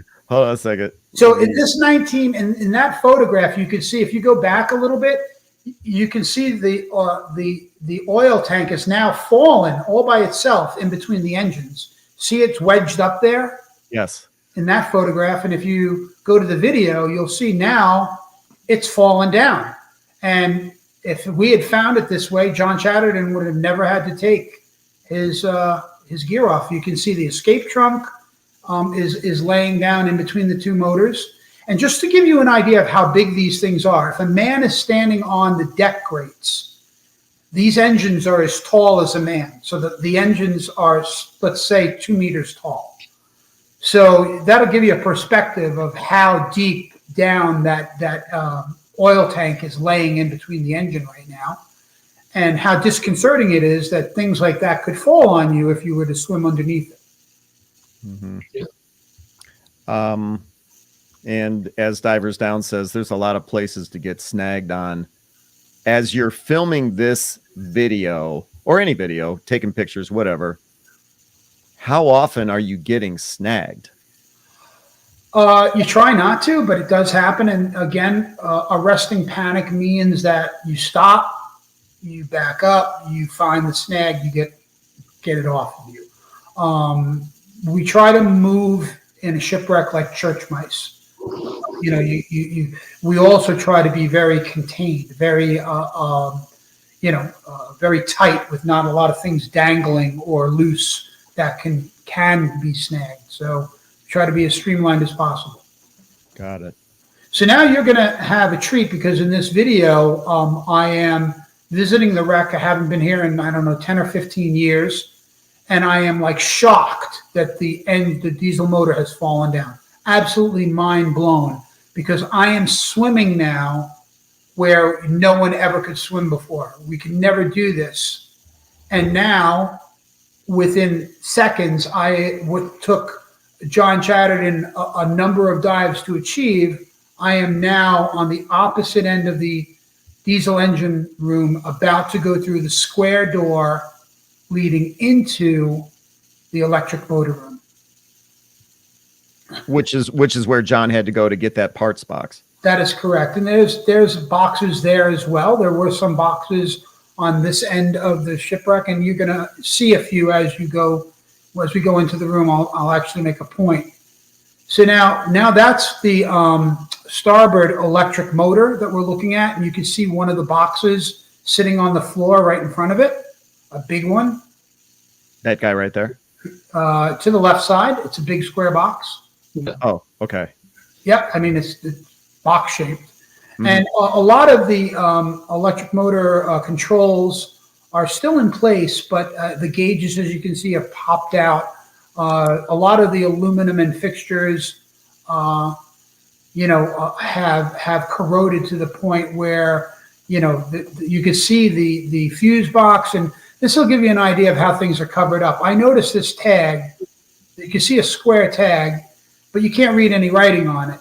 But then I'm going to take my finger and I'm going to rub it, and then all of a sudden, after 70 years now, you can actually read German writing. So you can see how things can become camouflaged. And as I move further aft, we come to, there is a welder on the right-hand side and a lathe. There's the lathe. That is the lathe right there. And then there's a welder behind it. And there's the access to the after torpedo room. And that is a manifold for pressure gauges. You can see another box right there. So there's boxes literally there was a couple of, I think 180 boxes of spare parts. And now you could see how we couldn't get in on this end because the hull has been bent straight down by depth charge damage, and there was no way to get in. And as I'm pushing around, I'm just illuminating and showing different kinds of gauges. And again, as we swim out, I believe I am now out, and there is, believe it or not, the person in that video is Andrew Nagel, who is Bill Nagel's son. And I took him diving and brought him inside the U-869 with me, which in a way was something his father never got the opportunity to do. Is Bill Nagel no longer alive? Bill Nagel died the second year of our work on the wreck. Oh, I remember reading that in the book. That's right. And he was the one that essentially was the first to discover it, Yes. not identify it, but discover it. That is correct. He basically traded numbers or locations for an inshore shipwreck with a fisherman for this offshore virgin numbers. So that trade with a gentleman named Skeets is the impetus for this entire adventure. The video is almost complete, but I'm going to let you or Yeah, ask you. I'm just swimming out right now, and there's Andrew waiting for me, and you can see the two valves above my head right now, which are the main air induction, and you can see the amount of destruction of this particular compartment and how the submarine was totally blown apart. I want to post this comment here. Max Yerger basically says that video is amazing. This video is on your YouTube channel, correct? That is correct. Yeah, that's where you gave me the link. And your YouTube channel, is it simply just Richie Kohler? Just search for Richie Kohler and you'll come across it? That's correct. Yeah, so Max or anybody, if you guys want to check out this video again and again and again, I mean, of course you can see it here, but check out Richie Kohler's YouTube channel. Go over there, subscribe to his YouTube channel if you haven't already, and you can play that video as much as you want.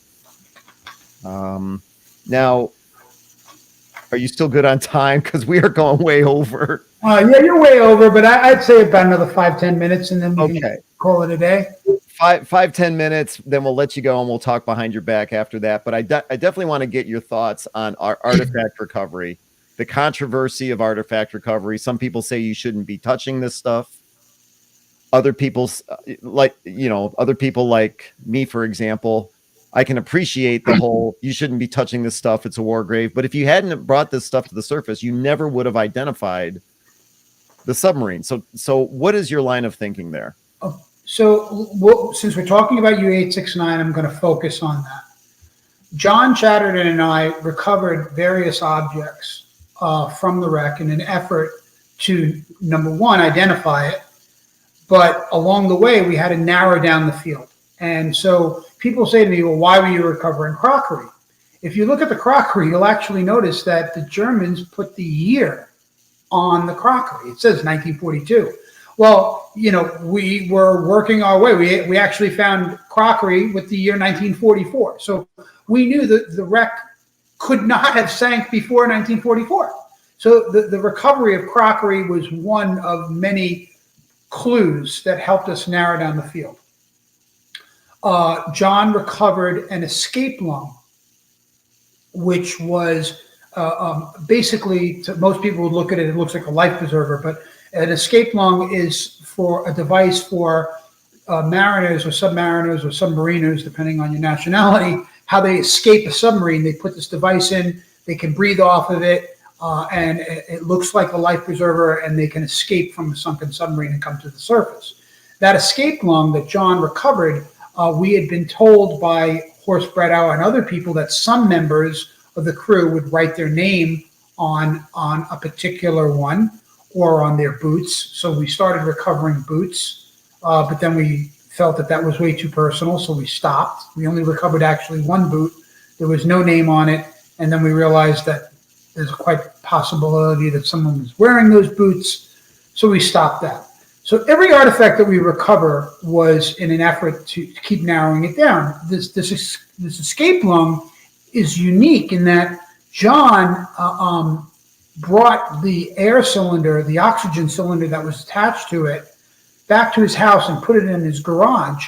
And overnight, as it dried, it blew up. He didn't realize that it still had pressure in it and that it had been so fatigued from 70 years underwater that it split in two and exploded and blew up his garage. And when I mean blew up, I mean it blew things off the shelf and knocked things down. And but at the same time, it knocked off the incrustation. And on the shoulder of it, you could clearly see a manufacturer and a hydrostatic date. And that date was November of 1944. And that was one of the oldest things that we had found on the wreck, so that we knew that this had to be a late war U-boat. This was one of the last U-boats, most likely to sortie. It could have been one of the U-boats that was in Operation Teardrop, against Operation Teardrop, that had been sent to operate against the United States, or particularly New York. So these were incredible clues. So the recovery of objects like the Hornberg knife was no longer important to us from the collection of them. It became important to the story.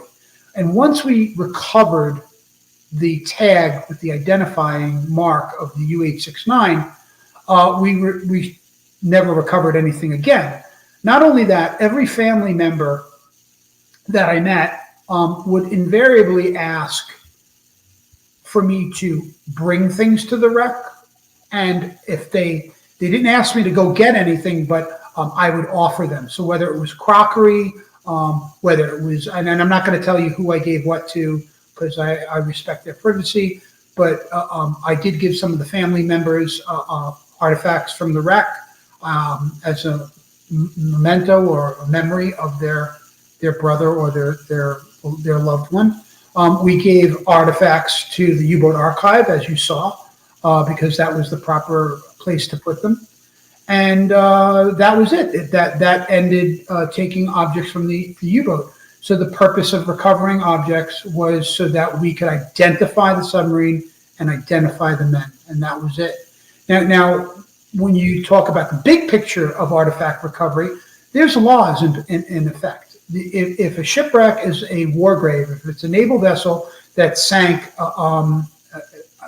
regardless of the reason, it's considered a war grave, and it's inviolate. The only people that can recover anything from it is their government.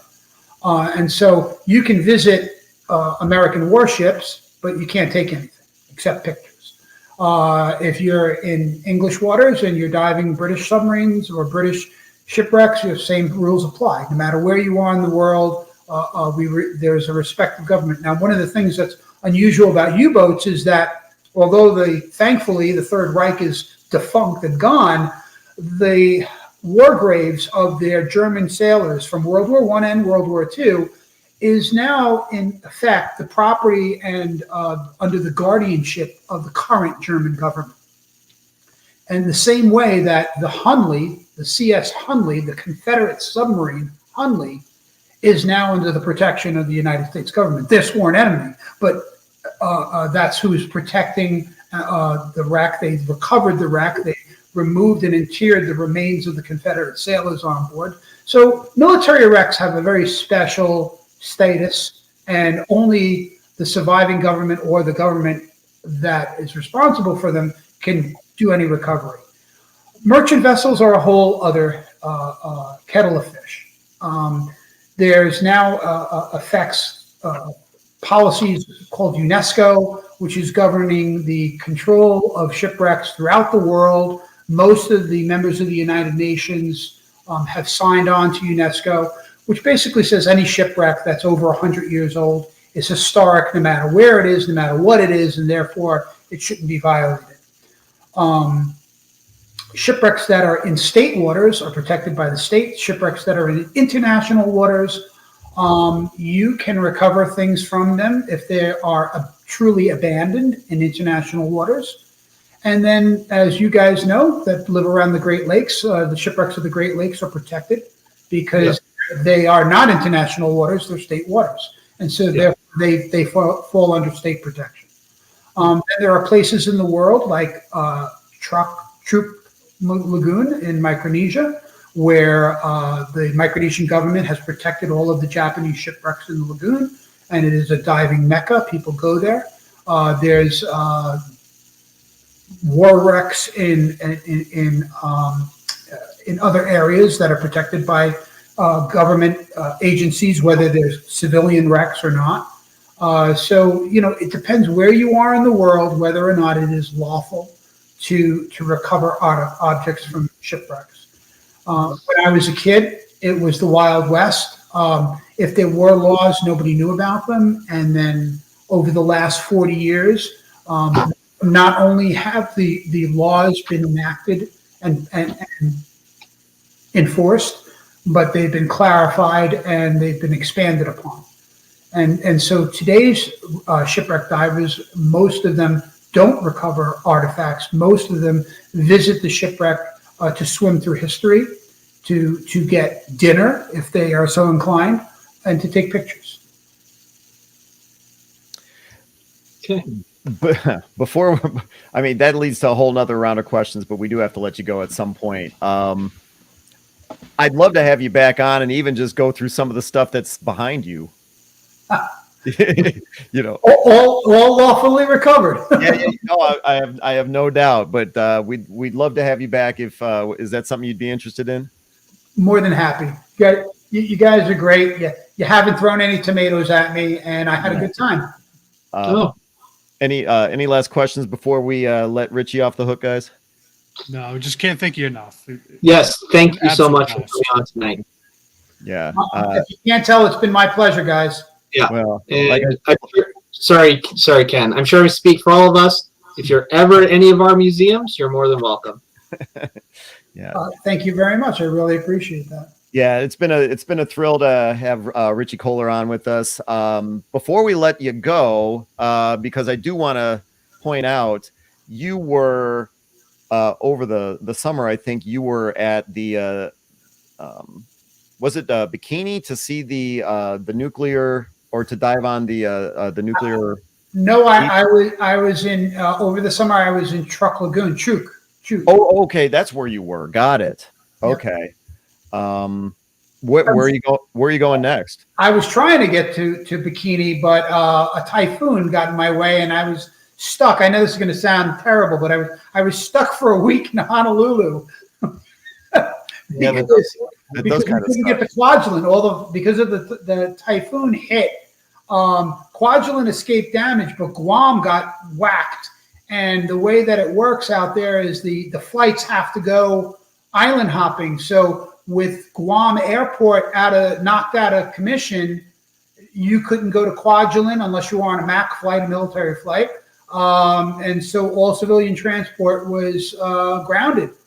And so I spent 7 days in Honolulu waiting for the airport to open up in Guam so that the flight could get me to Kwajalein, and it never happened. So Bikini is on my bucket list. So that's where you're heading to next? No, believe it or not, I love diving shipwrecks. I dive all around the world, and one of my favorite places to dive is the English Channel, or basically anywhere in the UK. I spent a week. I go almost every year, but I spent a week diving out of Eastbourne. I dove from Gosport in the east all the way to Donegal, Ireland, and in the west, and western approaches. And the thing I love about UK waters is that if it is a lawful abandoned shipwreck, recovery is permitted of certain artifacts as long as you report them to the receiver of wreck. So therefore, a lot of these shipwrecks, a lot of the artifacts that you see have been lawfully recovered from the shipwrecks that lay at the bottom of the English Channel. So that's one of my favorite places to go diving, as you can tell. And if people want to learn more about what you've got going on, is the website richiekohler.com? You got it. And the YouTube channel, simply search for Richie Kohler, and you're gonna come up with it. Yeah, if you guys have not checked out the other videos out there of Richie's activities, I strongly recommend it. The video where he was commenting earlier, you can find that on his YouTube channel. Check it out. Become a subscriber. You guys are gonna love it. I was hooked on it. So it's all good stuff. Richie Kohler, thank you for joining us tonight. I can't say that enough. Thank you very much. Thank you, guys. Thank you, Richie. All right, man. So we're going to let you go, and then we're going to talk behind your back. There you go. All right. You have Richie. Yeah, you have a great night. Bye now. Thank you. Yeah. Let's see.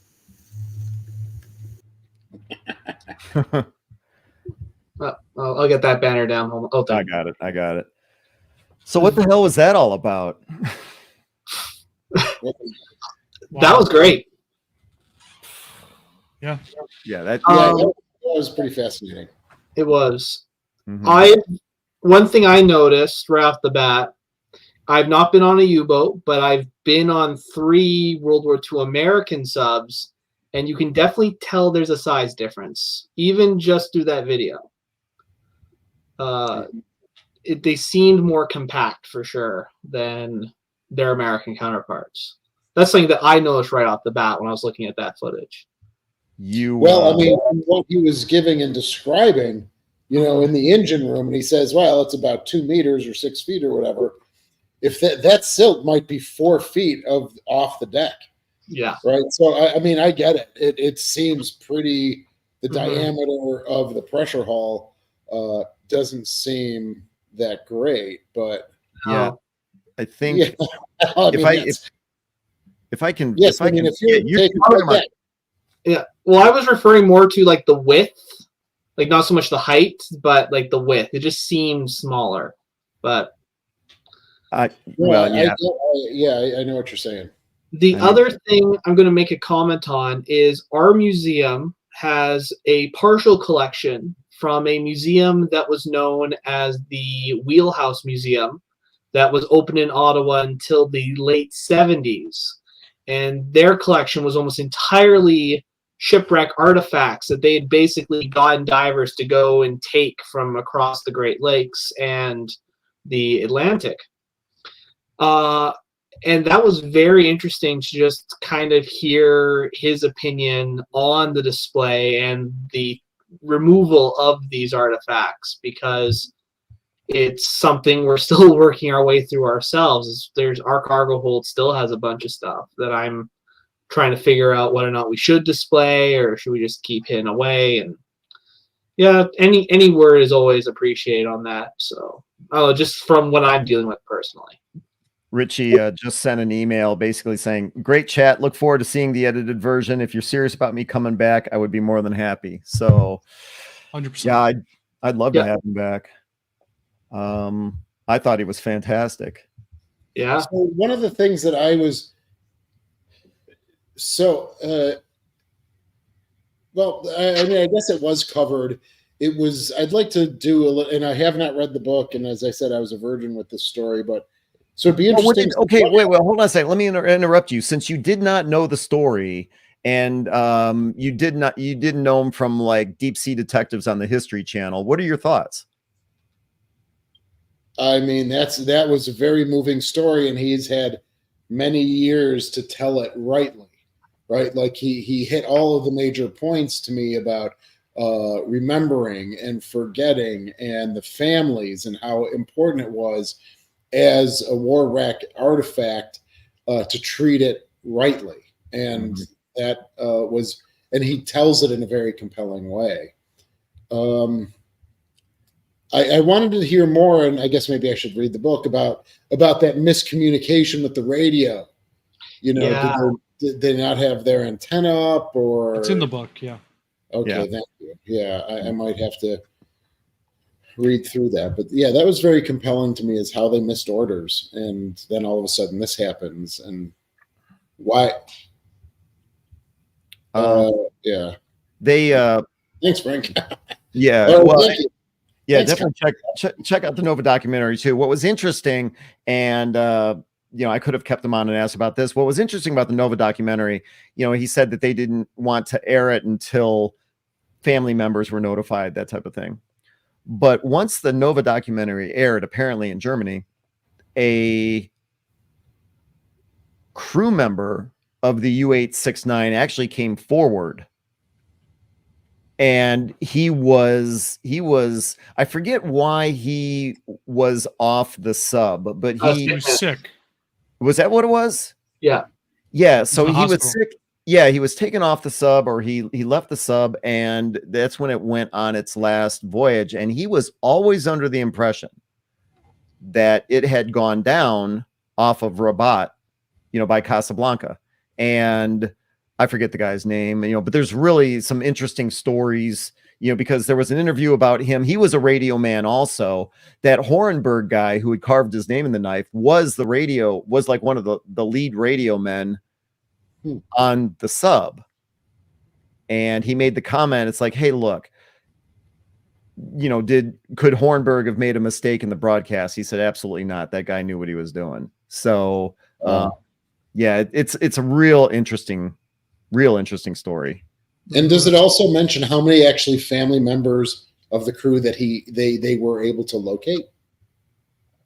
That I don't remember. John, Okay. do you recall that? I don't. No. I don't No. maybe. One thing though, he talks about finding remains, and he pauses the video and all that. So when he sees remains, and then I can't help but wonder what goes through his mind when he starts to see pictures like this, Yeah. of the crew. Mm-hmm. Anyway, fascinating. Yeah.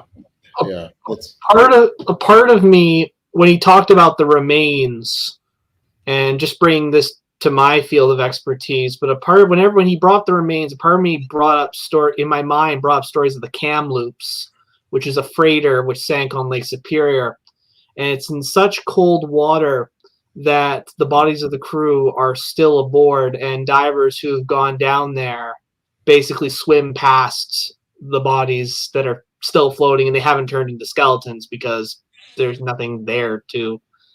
Yeah, there's a whole thing about the chief engineer supposedly following people if they enter the engine room and stuff like that. And like, to me, when I hear that stuff, and to me, that's like the most vivid story of a body that I've ever heard of. So my brain instantly goes to the Kamloops when I hear about that.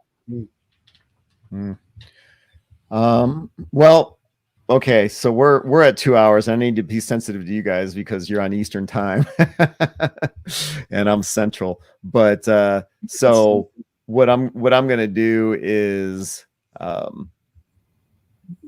get so Shane with the Buffalo Naval Park. What are you guys doing this week? I'm assuming everything is shut down over there. yeah, we're shut down. A lot of work has begun starting. Throughout the year, we were getting ready for the winterization plans, especially for the Sullivans. So that has kind of taken its that is kind of wrapping up now. Went earnest and gangbusters when we closed in late November. So there's still a lot of work going on board. I've been able to start processing collections again, which is something I really enjoy because I have about a 1.5 year backlog of things. And now I'm finally emailing people back, from thank you. I received your donation a year ago and I'm just beginning to process it now. And so that's enjoyable to do, to finally let the people know that I've started processing their family's collection. We have, a lot of plans. One of the big things here in Buffalo that's taking place is on April 8th. We are part of that total eclipse blackout that's coming, and they're expecting 1 million people to come into the city of Buffalo, or the West Buffalo and Western New York region. Wow. And so we are opening up the ships. It's Monday. I think it's Monday, April 8th. So we're opening up the ships for VIP viewing, because as you can see in that photo right there, the sun is kind of, and we're sectioning off various parts of the Little Rock, and they can come aboard, spend the night on a Sunday night, and then view it in the afternoon on April 8th on Monday. So there's been a lot of planning about that. And, we're just kind of full speed ahead for the off season. How's the Talos missile coming along? Oh, the Talos. Thank you. I appreciate it, Connor. So for the Talos missile, the Talos missile itself is clean, done, wrapped. We primed, and many people know if they've been watching. Thank you for that. And then I was getting to the painting. And I said, well, I'm going to get a spray gun, and I'm just going to do it myself. We had a lot of dedicated volunteers, but, it might just be a one-person job or a two-person job. So, and then the company where it's at, Bidco, said, you know what, Shane, if you probably haven't painted with a sprayer before, they're like, so I heard that from multiple people. So I was like, okay, I'm getting the hint. Like, it shouldn't be me. So Bidco has offered to actually paint it on 2 coats of that off-white paint that I supplied for them. So they're going to be doing that. I've just emailed them yesterday for an update. We'll see what they say. Then they'll wrap it as well, and they get it into storage then. And then in the spring, probably after the eclipse, then we'll barge it and bring it on board and do all of that hot work to get it into the missile house. So one of the big things also, if I can say so, I'm sorry, I worked with the U.S. Navy Cruiser Sailors Association, and that's an organization that had at its height about 4,000 members of cruiser sailors. And they shuttered their doors in December of 2022, and I've secured their records. So they are actually, I believe, shipping them from Oregon.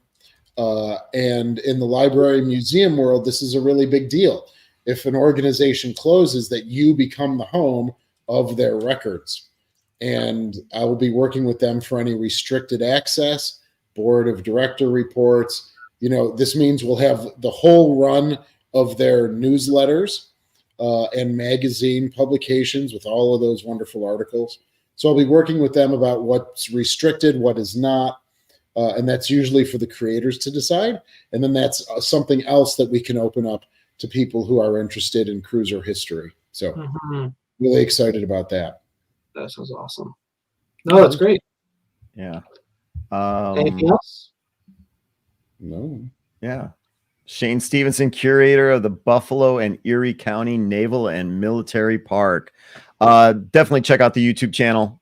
Search for Buffalo Naval Park in the search bar.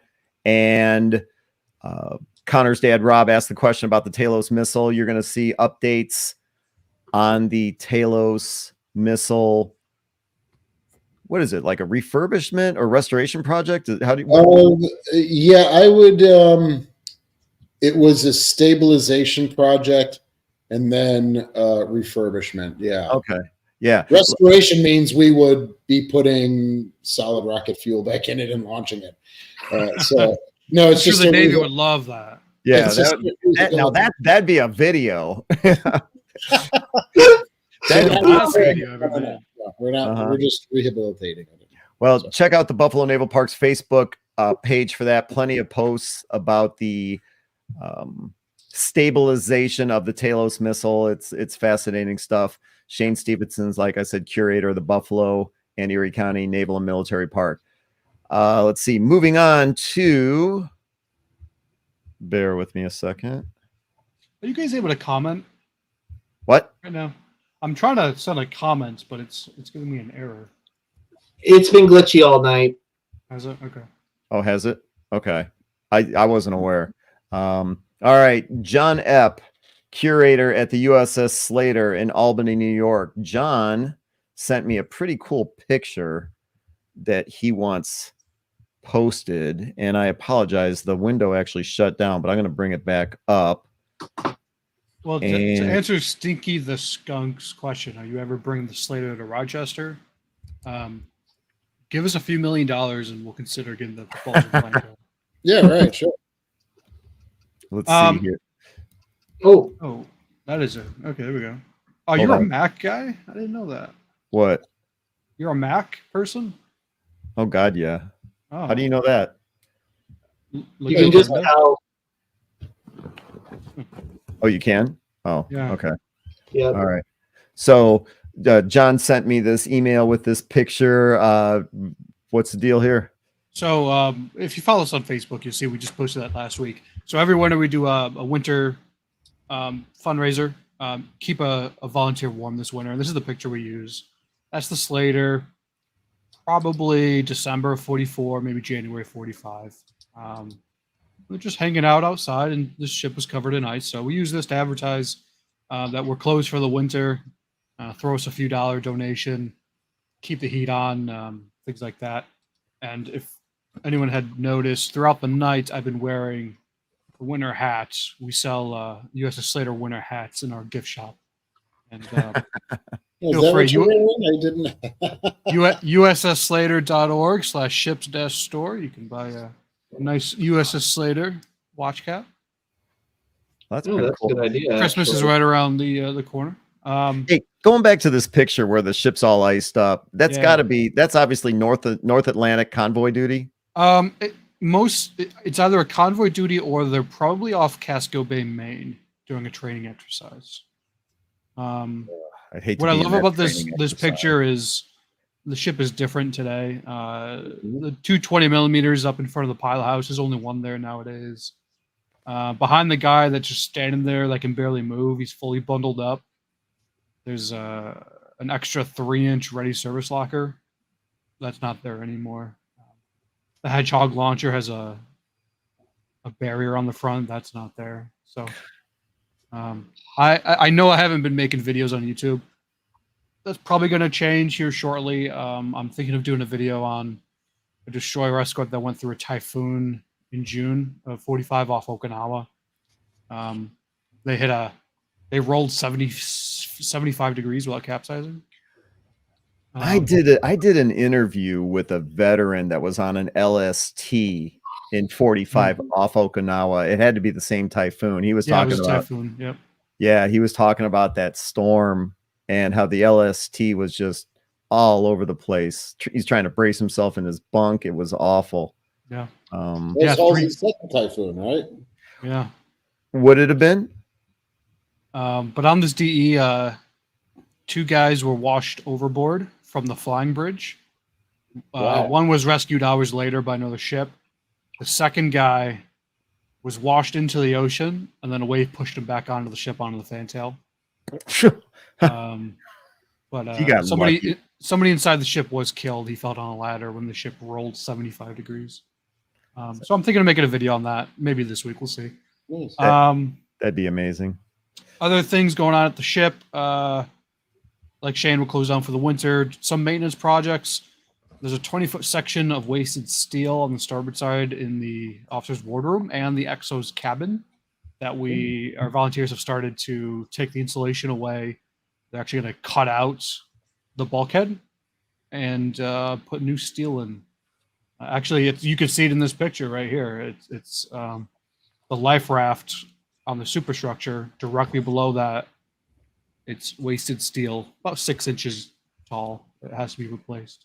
So so it's coming through the outside. So it's rusting from the inside out. Yeah, from the outside in, the water had sat on the deck and the porthole was leaky. This is going back. This is decades of leakage. Actually, in 1993, the Greeks dry docked the ship prior to giving it to us, and there were portholes missing in the wardroom. Like it was just wide open, so water has been getting in. So you're saying at the junction with the deck and the deck house. Yeah. Yep. Okay. Yeah. We replaced it a little bit last winter on the port side. This winter is the starboard side. Unfortunately, it extends into the XO's cabin under his bunk. So that it's going to be an entire winter project. Aft, all the way aft, under one of the berthing compartments, we've emptied out 2 of the magazines. We just fill with a bunch of stuff, storage. So that's going to get restored. We might, maybe we'll do a video on that as well. We'll see. But if you follow us on Facebook, you'll see all the progress as this goes on during the winter. And last but not least, what I've been working on is, and I mentioned it I think once before. I'll quickly share the screen. Wait a second. You'll share your screen now, but you made me you had to email that picture to me and made me do all that. I gotta let you do some work. Oh, jeez. So we use Past Perfect 5 for our collections database and to track our memberships and donations, things like that. But Past Perfect also has a service where you can directly upload from that program to their website, and you can host collections. So I am slowly going alphabetically, ship destroyer escort by destroyer escort. You see, I'm only into D right now. There's 600 ships, but you can click, and there are ships missing. We don't have things for every destroyer escort, but I mean, if anyone's ever interested, you can go on here. It's just USS Slater.pastperfectonline.com. You can also find it through our website directly, but I mean, you can look at photos. It's.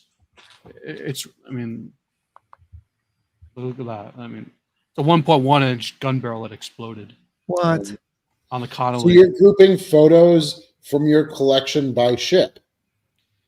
Yeah, so all of our collections at the museum are grouped into a ship collection, if we can. Right. Yeah.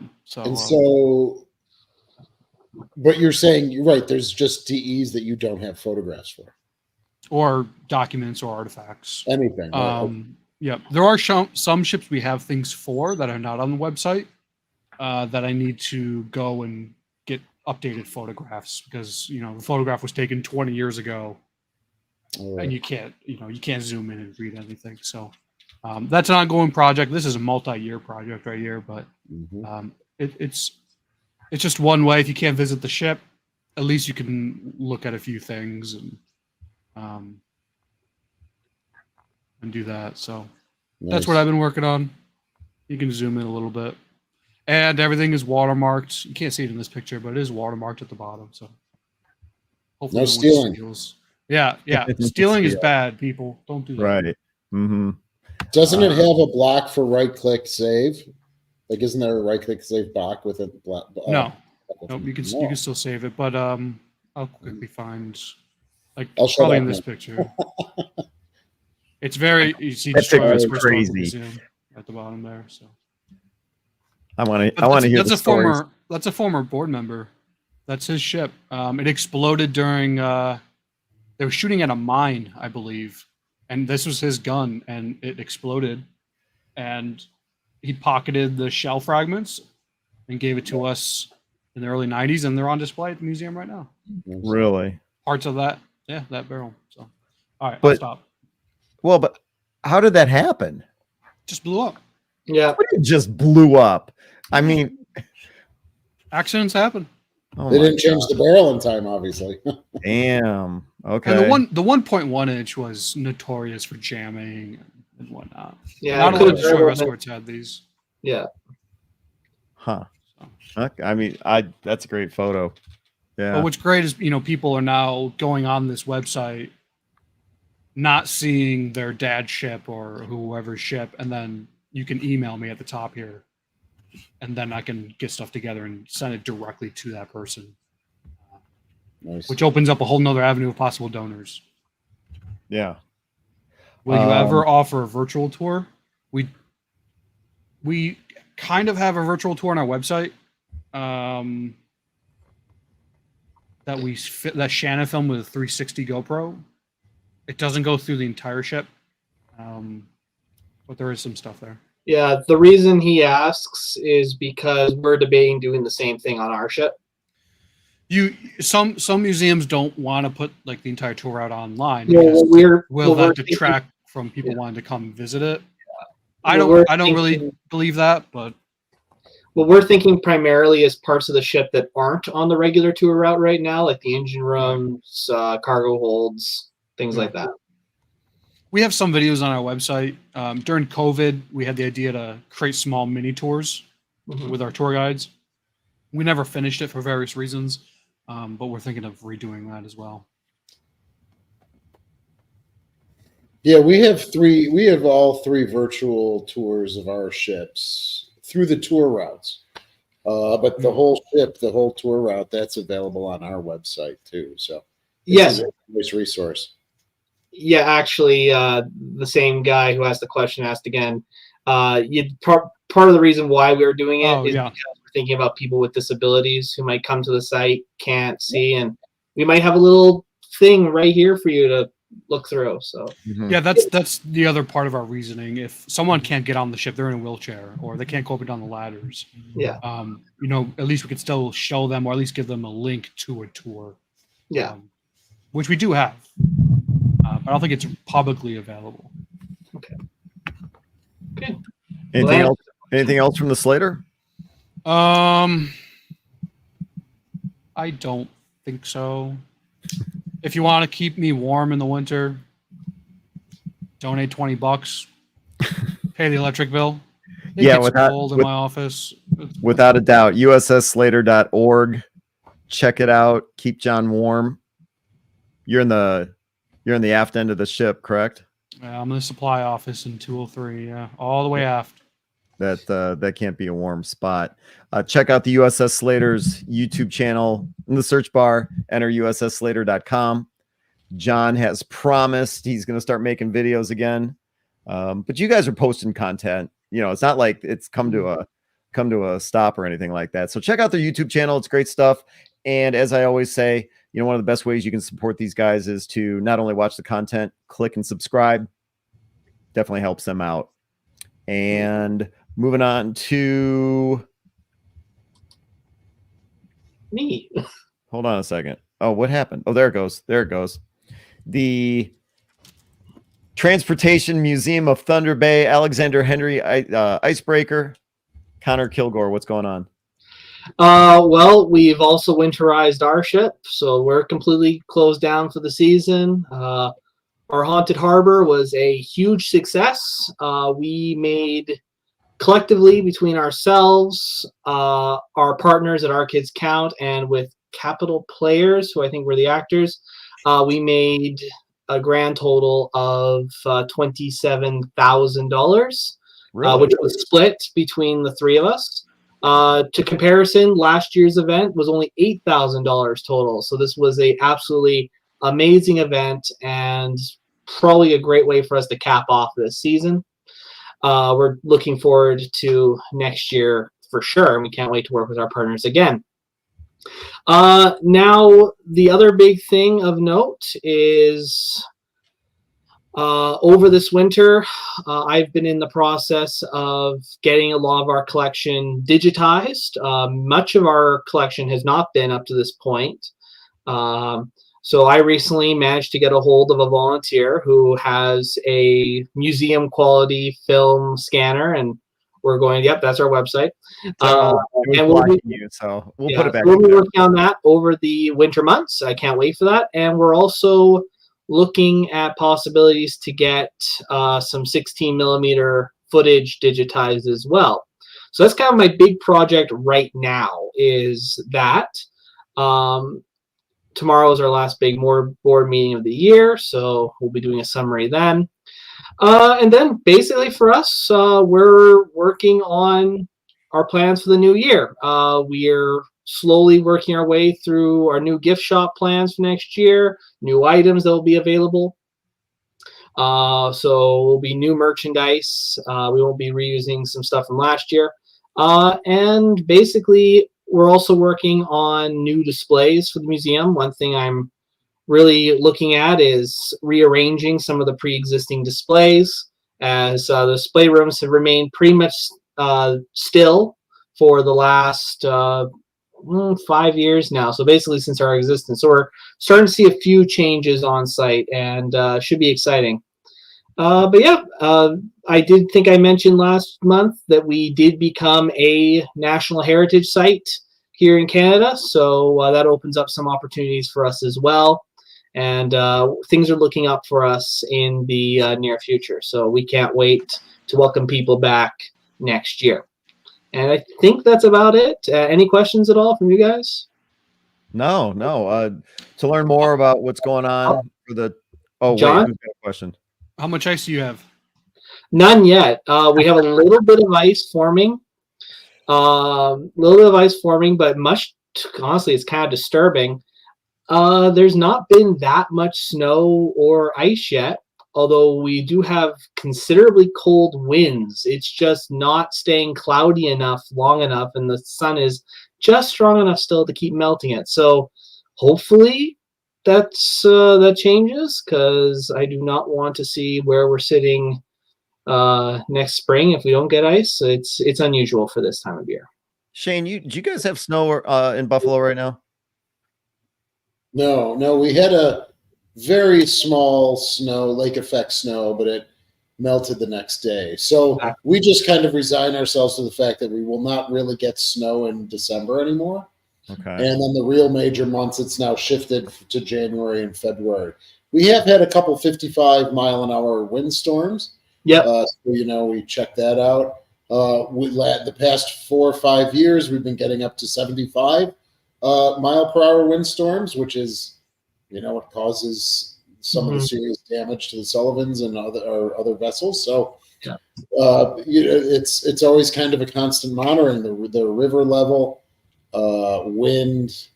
But yeah, as of right now, no snow. It's supposed to be 50 degrees this weekend here in Buffalo. So it's, I think everything's just shifted that month to January and February now. It's very unusual for Lake Superior.